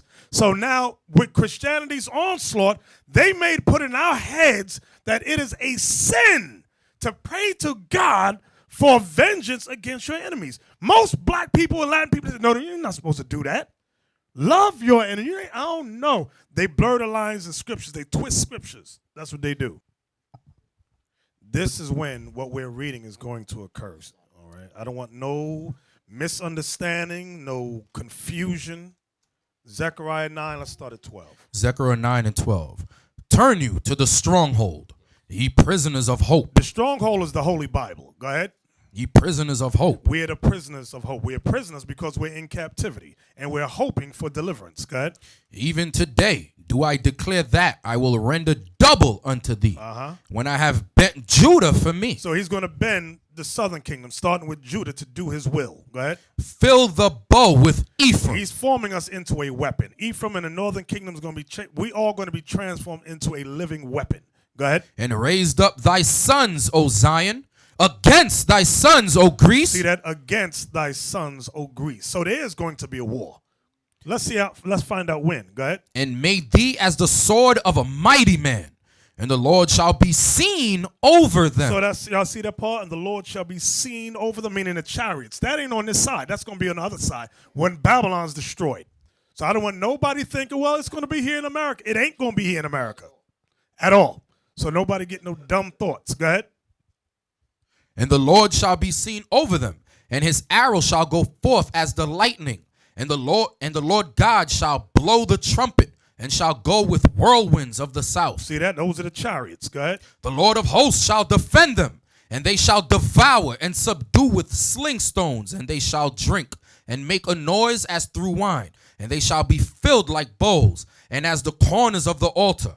And the Lord their God shall save them in that day as the flock of his people. That's the proof. We're going to be delivered out of here. Go ahead. For they shall be as the stones of a crown, lifted up as an ensign upon his land. Right. We're going to be like the stones of a crown because we are his jewelry. Exactly. Okay. So when you have camps, you got different people out here that can't even apply love thy brother. They ain't getting part of this at all. They're going to be put to death. They're not going to be a part of any of this at all. They can't even apply basic discipline scriptures to how to deal with their own brothers. Exactly. So they're not going to see any of this. At that time of the old prophet Nat, the colored folks was afraid to pray aloud, for the whites threatened to punish them dreadfully. If the least noise was heard, the brightest and best was killed in Nat's time. When a boy, if the least noise was heard, the brightest and best were killed. So you check that out. If a child prayed, they look for the best slave and say, kill that one right there. Put him to death. You know what's heavy about that, Bishop? Something that Esau sees that we don't see. They know that all of us are not the same. They know that some of us are on different levels. Because for them to single out someone based on their actions, they're looking for any threat. And all of us don't move the same. And some of you have to be real with yourself. That's how you know how to move as a team. If you see someone has better qualities in pulling the people together, rally with him and support him. You see someone has better attributes to bring to the team, rally with them and support him. But Esau looks and says, who can pull these men together? That person is a threat. Tear him down. And that's how they target. That's how you fight a war. But Negroes, they all put themselves equal. I heard this saying when I was at my job. Too many chiefs and not enough Indians. And that's always, it's in the Israelite community also. Everybody want to be a chief. Nobody don't want to be an Indian. And that's why we all get shot down. Good point. Come on. In North Carolina, too, people feared Nat Turner more than starvation. So now they're going to compare and see what happened in North Carolina opposed to Virginia where Nat Turner was from. Go ahead. The situation in Murfreesboro was desperate. According to an eyewitness who said, it was court week, and most of our men were 12 miles away in Winton. Fear was seen in every face. Women pale and terror-stricken. Children crying for protection. Men fearful and full of foreboding, but determined to be ready for the worst. When a boy rode into the town and reported falsely that a hostile force was within 8 miles, Murfreesboro went up in hysteria. An old man keeled over and died. 2 other white men died of heart failure in the state. Was that it? No, there's more. When Turner was finally captured, guns were fired all over Southampton County. The woman, thinking he had assembled another force, fled to the swamps, misinterpreting the cry, Nat is caught, for Nat is coming. Nat Turner was taken to Jerusalem. So when they were yelling Nat is caught, the people, Edomites thought it said Nat is coming. Them white women ran into the swamp. That's imagery. That's the power. What y'all hearing there is the power of imagery. His image, his reputation preceded him. Mm-hmm. Go ahead. Nat Turner was taken to Jerusalem in chains. At his trial, he pleaded not guilty, saying that he did not feel guilty. On November... Why feel guilty about trying to get deliverance from slavery? Go ahead. On November 11th, the bold black man called the prophet dangled from the end of a rope in a town called Jerusalem. Author W.S. Drury said that Turner prophesied that it would grow dark and rain after his execution. It did actually rain. Drury wrote, and there was for some time a dry spell. This alarmed many whites as well as Negroes. Y'all see that? That was it. All praises. So, Elder, can I say something on that real quick? Captain Zeph, who else was with us? Captain Hananiah and Josiah.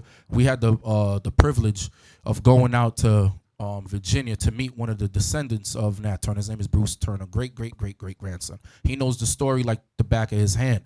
And Elder, he told us that there was like a tale of Nat Turner like 20, 30 years after he died. If the Edomite kids was being bad, the parents would tell the kids, you better behave or Nat Turner's coming to get you. So in this part of Virginia, they would even speak about Nat Turner. When we went out there and we went to the courts to look at the records and so forth, they didn't even want to show us the records. The lady was like, "Look, you can't record. Please don't record that." Get Exodus 2:11 and 12 to show you that what Nat Turner did was nothing different than what our forefather Moses did. Okay, because somebody like we sometimes we tend in our Negro state of mind try to separate what we're reading in the Bible, our history, from what happened more closer to our timeline today. Right, exactly. But it's the same history. Come on. And Nat Turner knew that. Exodus chapter 2 and verse 11.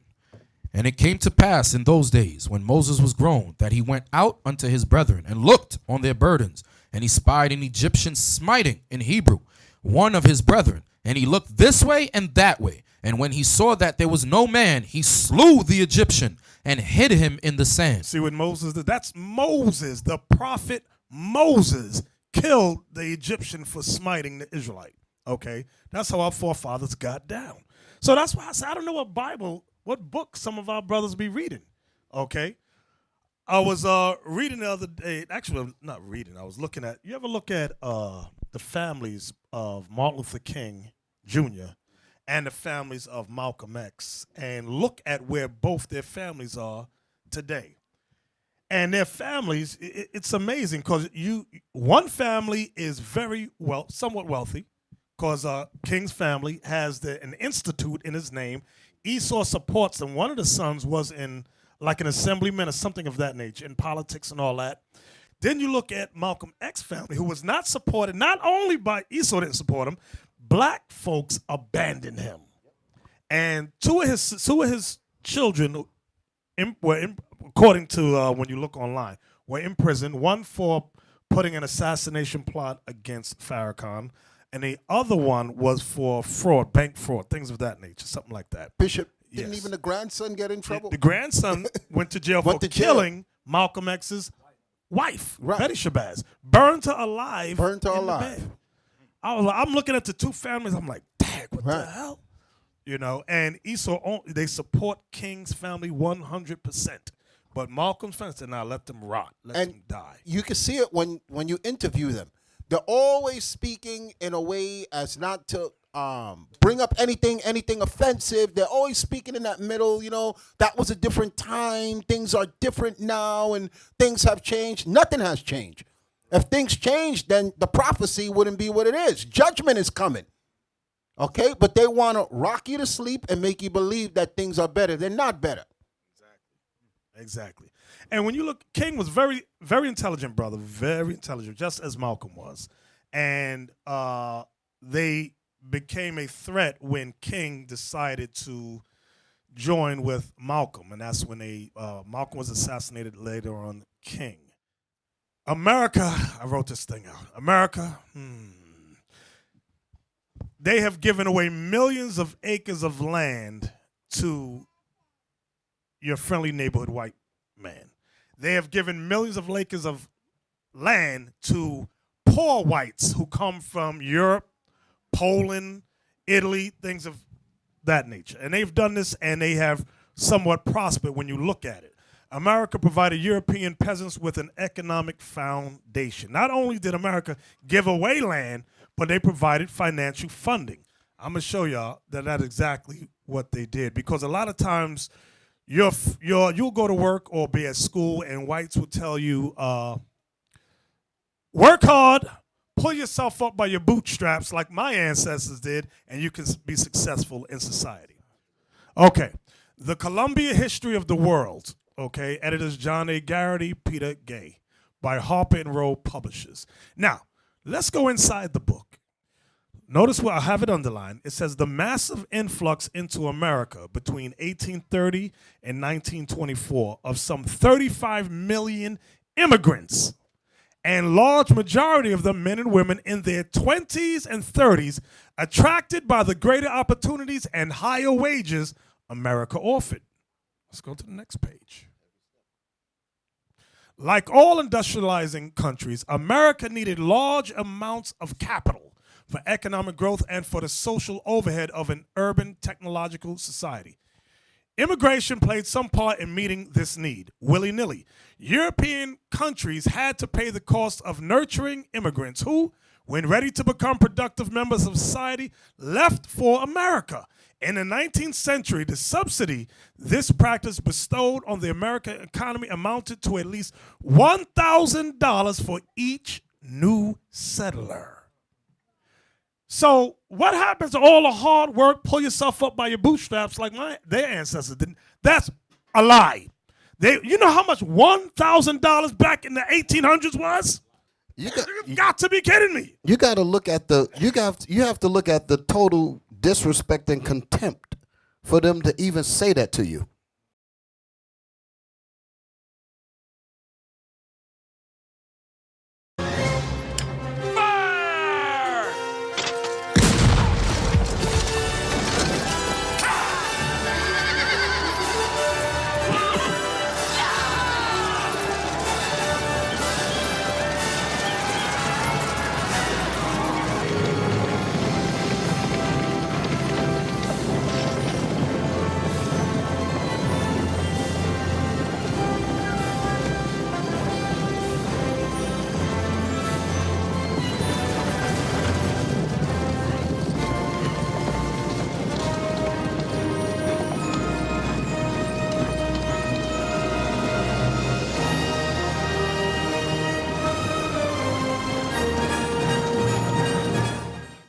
When you look at this here, and then you look around you and you see these magnificent structures and all of these nice homes and all of that stuff here. Now you get the idea where it came from.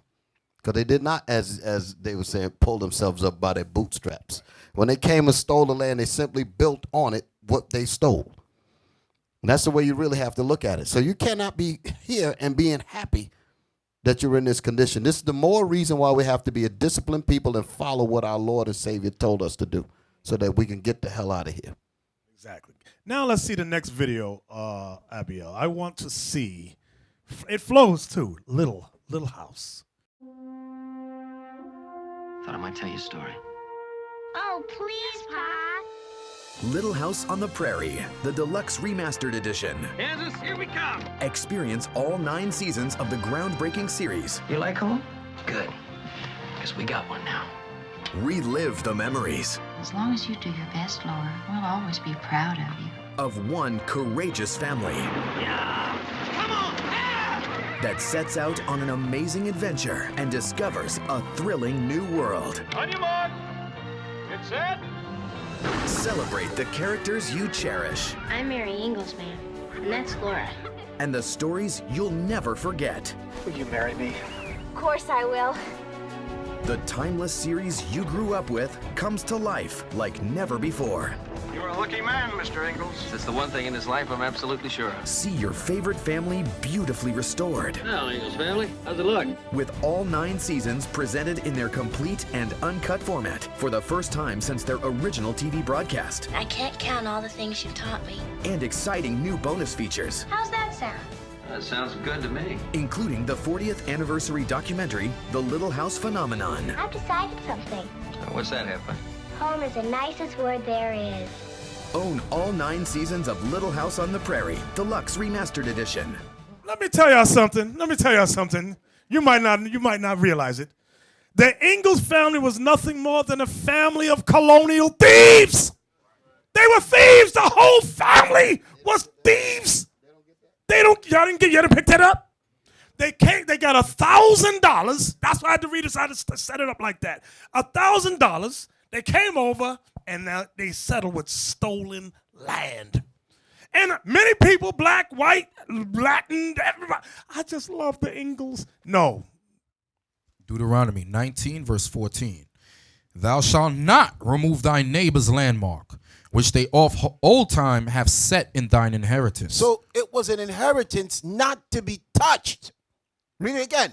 Thou shalt not remove thy neighbor's landmark, which they of old time have set in thine inheritance, which thou shalt inherit in the land that the Lord thy God giveth thee to possess it. So they took away something that was given to us by the Creator. Now read the one that the bishop said. Hey, I'm sorry, Deacon. That's the reason why that white man, Ronald Sanders, called America the Promised Lands. Because they understood. Edomites, they do study. Right. That's why they call this land the Promised Land, because they're saying that Gad was promised this. That's the name of the book, Lost Tribes and Promised Lands.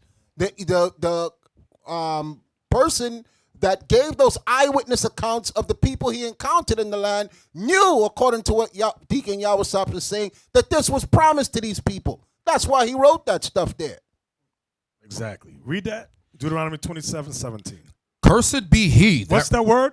Cursed be he that removeth his neighbor's landmark. So who said these white folks is blessed? God says they are cursed. And the black woman wants to marry her?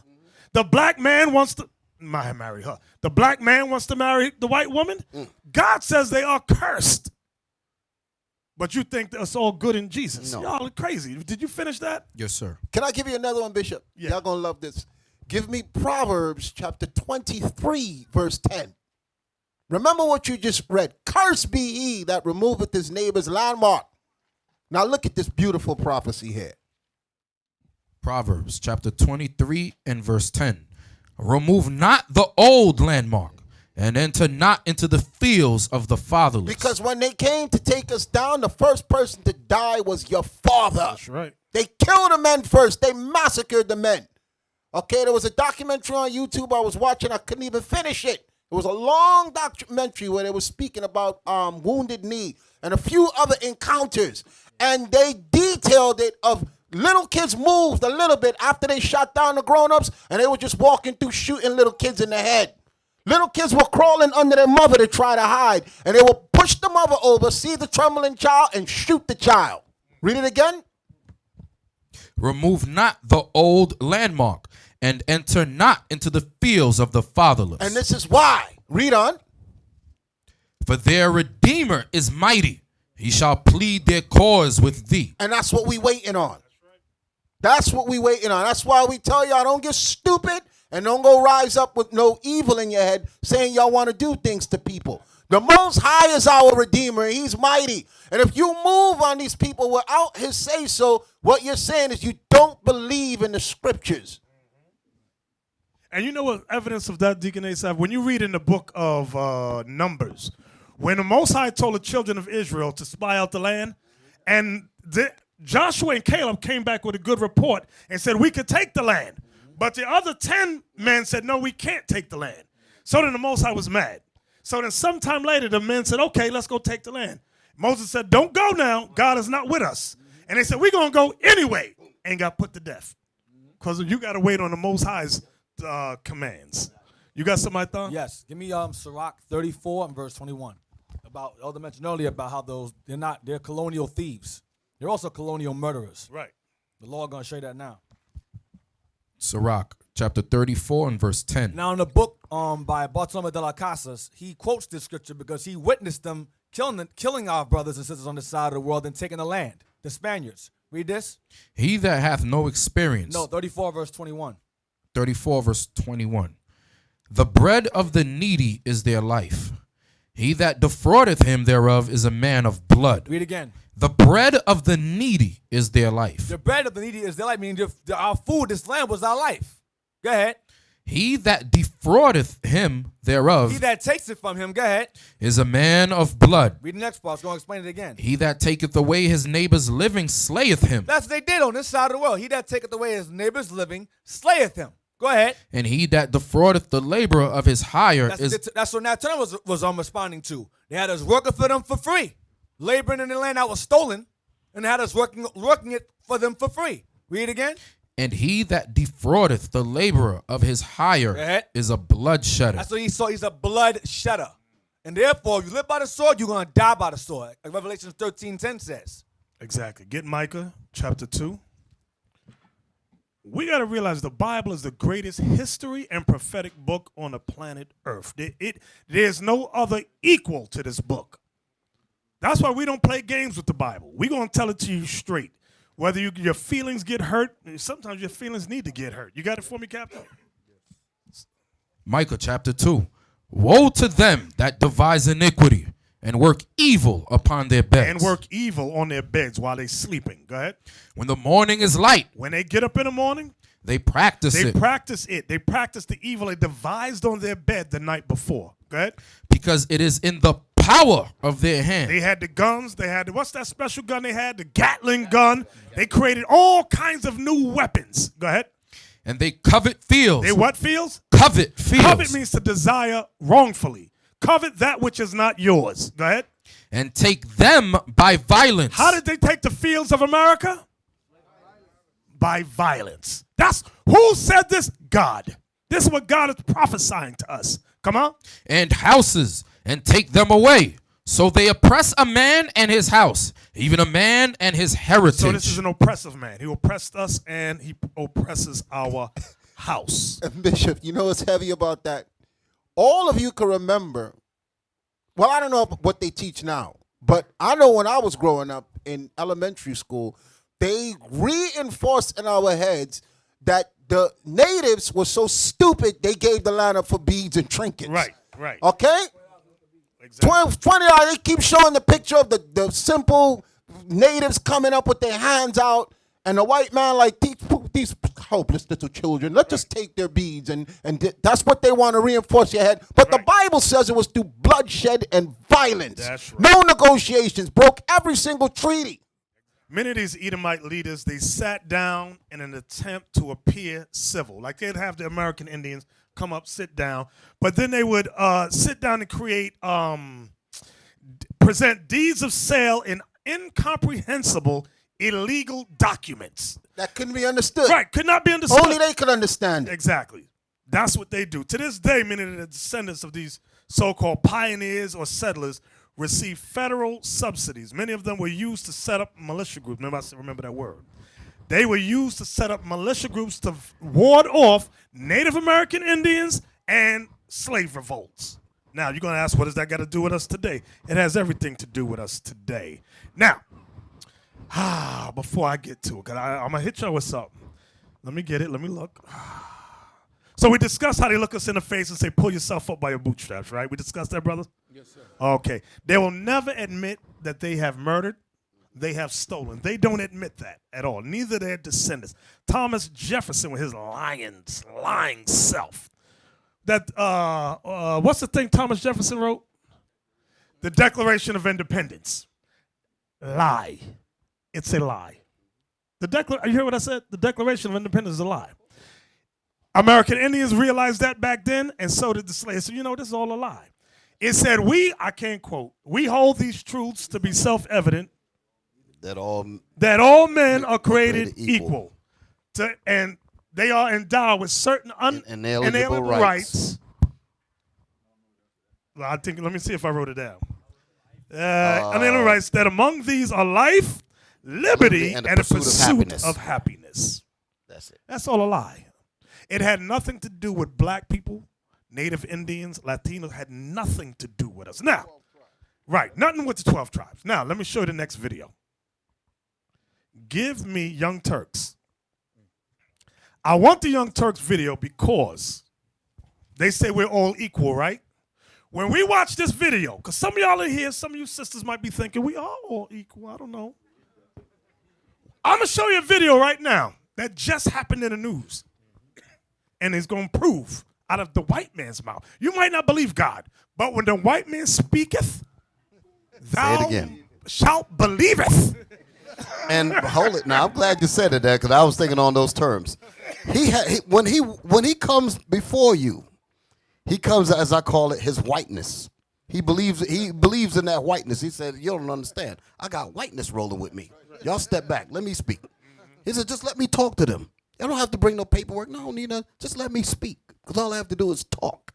And they're going to just automatically follow. What do you mean, why? Because I'm white, don't you see? Let me, So that kind of, he carries that confidence with him. And it's literally reinforced when we deal with him. Exactly. It's embedded in our heads. You got the video? Okay, let's watch it. How long is it? Okay, we're going to watch the whole thing, but I want y'all. This is something that occurred in the news a few months ago. Okay, where a militia group took over a Federal Reserve park. They took over a park with guns. Watch. Last night, the feds finally moved in on the militia members illegally occupying the Malheur Wildlife Refuge, capturing some of the leadership on the outskirts of the area and engaging in a shootout with some of the other militia members, resulting in one death. Here is the overview. Amon Bundy, the sort of, self-proclaimed leader of the organization, and 4 others, including his brother Ryan Bundy, were arrested after a traffic stop, which resulted in a gunfight. Militia member Robert Lavoy Finicum was killed in the gunfire, and Ryan Bundy was shot in the arm, although he does not appear to be seriously injured. 2 other militia leaders were arrested separately, and a third, John Eric Ritzheimer, turned himself in to authorities in Arizona. He got there really fast. No, I'm joking. He'd been there before. So we do have mugshots of some, not all of the people who were arrested just last night, but you're seeing a good number there, including the Bundy brothers in the top left.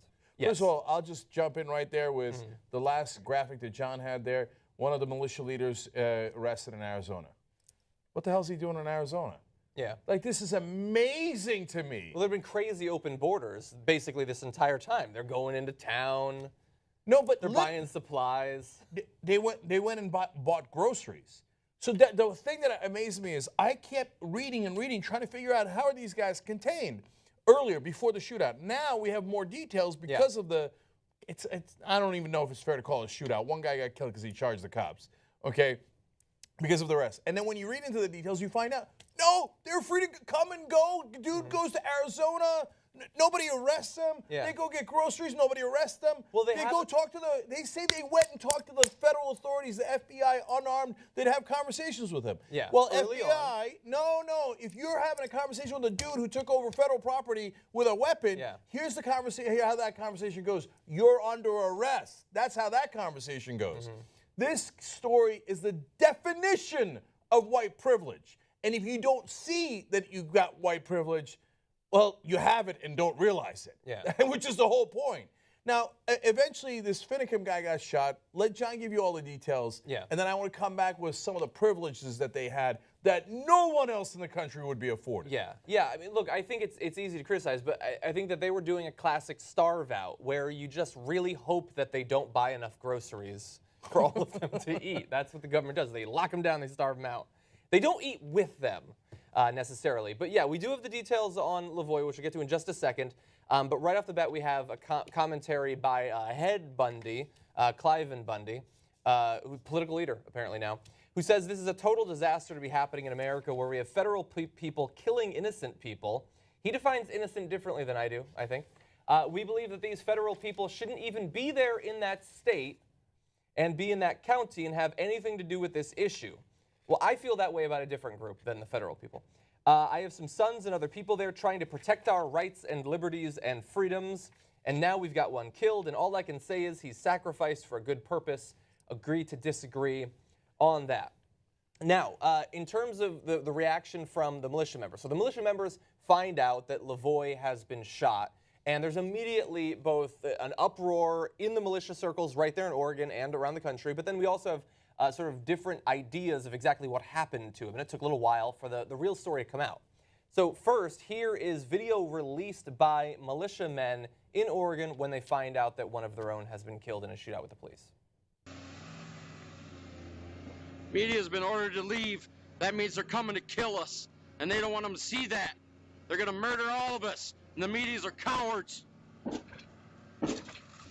Stay and show the truth! Show the truth! Media's been waiting for a bloodbath this whole time we've been here. Now there's going to be one, and they're running. They're told to run because the feds don't want to know who's murdering us. American people better wake up, get here, and fight for your country. Right now, it is on. What you gonna do? What you gonna do when the militia comes after you, FBI? All you military that's been fighting for your country overseas, you can fight for your country right here in America. Get here, get some. This is history in the making. There are no laws in this United States now. This is a free-for-all Armageddon. Any Leo or military or law enforcement or feds that stand up and fuck their oath, don't abide by their oath, are the enemy. If they stop you from getting here, kill them! Okay, so just right off the bat, all of you who keep tweeting us and have been since the beginning that they haven't threatened anyone, even though they have almost every day in the interim, he just said to kill them if they try to stop you. If any authorities try to stop you, kill them. Kill them. So Could just you be clear. imagine? Be Drop- clear. No, I'm done. Drop it. Drop it.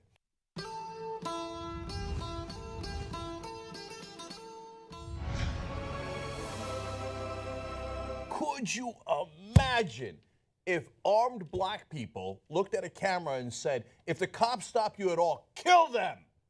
We're gonna have a conversation with these guys? They're free to come and go for 3 weeks. These guys, there was no perimeter. The FBI says, oh, don't worry, we just set up a perimeter.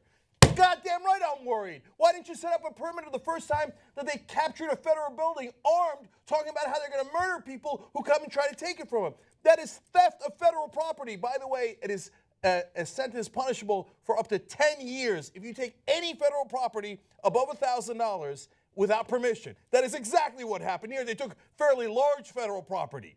And here these guys on camera say, we're going to murder the cops, right? If they come to get us, you stole shit, you criminal, you thug. You went and stole it with weapons. And now you see if you come to take it back, oh, I'm going to kill you, right? And that more people should come and be traitors to America while pretending to be patriots. Look at the white privilege here. And it's, by the way, not just white, it's right-wing privilege. Because if white left-wingers had taken over, environmental groups had taken over and said, oh, we're going to do this and we're going to do that, whatever it was, it doesn't matter if it's a Latino black group or it's just white, Greenpeace or animal rights guys.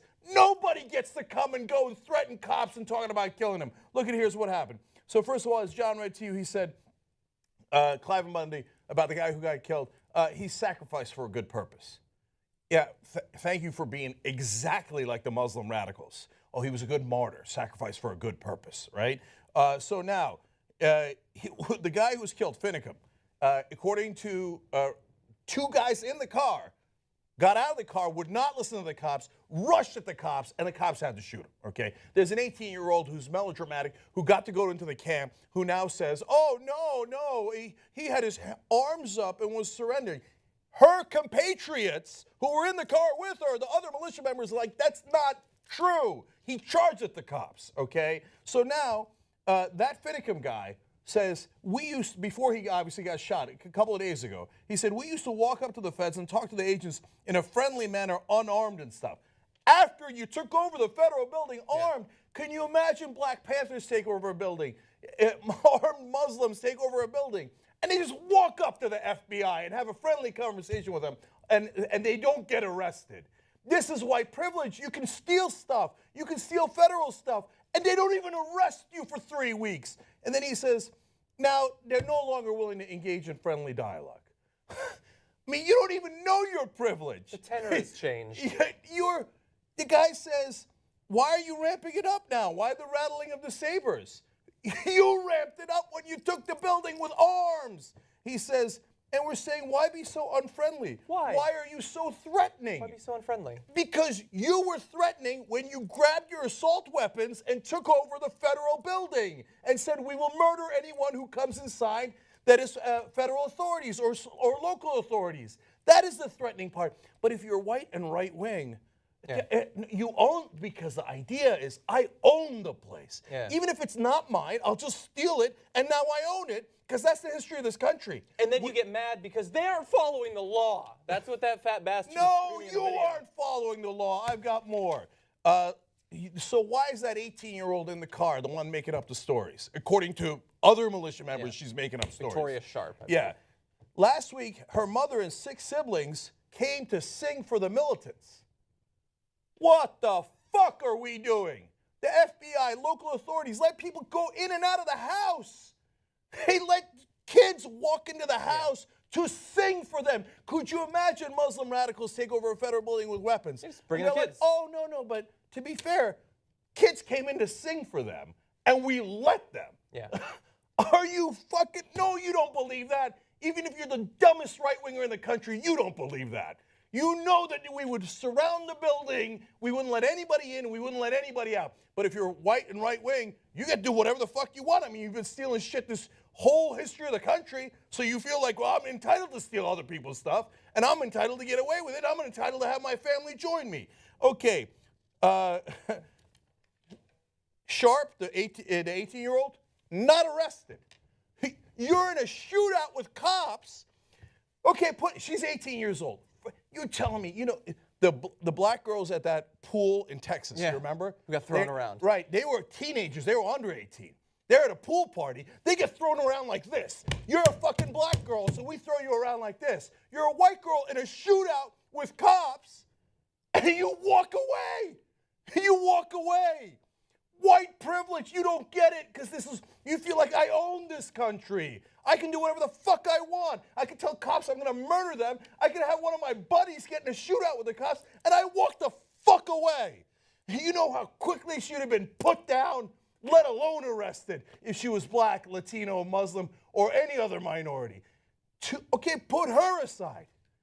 2 of Eamon Bundy's bodyguards who were in the car were seized by the authorities, as they seized everybody, questioned, and then they let him go. Could you imagine? Oh, I've got a Muslim radical leader here who took a federal building with weapons, and his bodyguards with weapons in a shootout with cops, they go, oh, well, you were just bodyguards. Yeah. You were just Muslim jihadi bodyguards. You're free to go, right? They were free to go. They're out right now. This is the definition of white privilege. And by the way, again, right wing, no way if it's a Greenpeace people or other people that they let them go. If it's a Berkeley no student, way. they get pepper sprayed from an inch away. We understand that. Oh, I mean, you're a protester on a college campus and you're left wing. You're protesting war. They're going to put you down. They're going to pepper spray you. They're going to mace you. They might shoot you. But they're not going to let you walk away if you're armed. Yeah. You know what, by the way, everyone involved in those cars, if they're not white right-wingers, you know what happens to them? Life sentence. You know why? I've covered this a million times on the show, and look it up. It's called felony murder. They're in the commission of a criminal act, a felony. Someone gets shot and dies, and yes, it can be a person involved in committing the felony. This is the most classic case, an armed bank robbery. A guy goes in, his buddy gets shot by the cops. He gets a life sentence because someone died in the commission of that criminal act.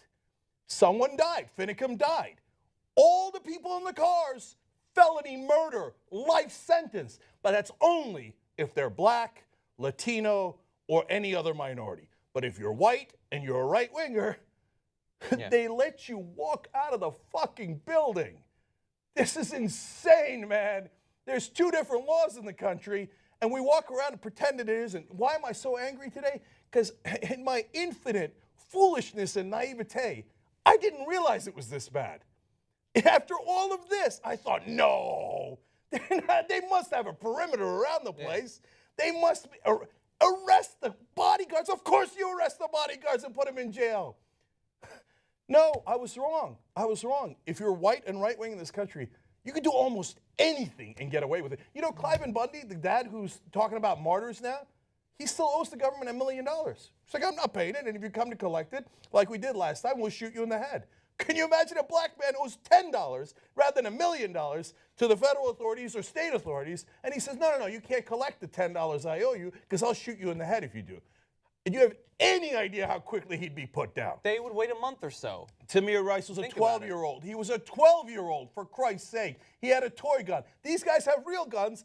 Tamir Rice didn't say, I'll kill you. They never gave him a chance to speak. He was shot dead in 2 seconds. These guys have been saying for 3 weeks, he gets 2 seconds. They get 3 weeks of saying, we're going to murder you, we're going to murder you, we're going to murder you, and they still get away with it. So finally, after 3 weeks, they bothered to arrest them. Fucking white privilege. That's what this is. See, if I had said that happened, they wouldn't believe me. So I had to let the white man tell y'all exactly what happened in the news. And me at home, me and my wife, we'd be home saying, well, what happened with that militia group? Every night, did something happen? Did something? No.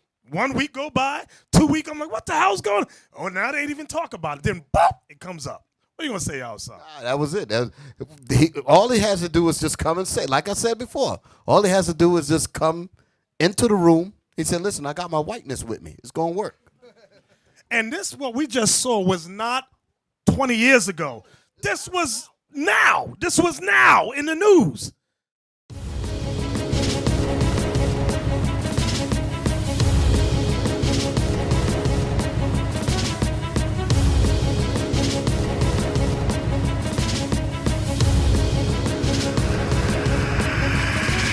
Shalom, Israel. I'm Elder Nathanyel, Israel United in Christ. YouTube likes to shut our channels down, as some of you have noticed, ever so often. Subscribing to join IUIC will assure you will always stay connected to our YouTube accounts. We want to do our best to make sure this truth gets out. Please click and join our subscriber YouTube channel called Join IUIC to stay linked to all of our videos. So again, please make sure you subscribe to this Join IUIC channel to get your latest updates from all our YouTube channels. Shalom.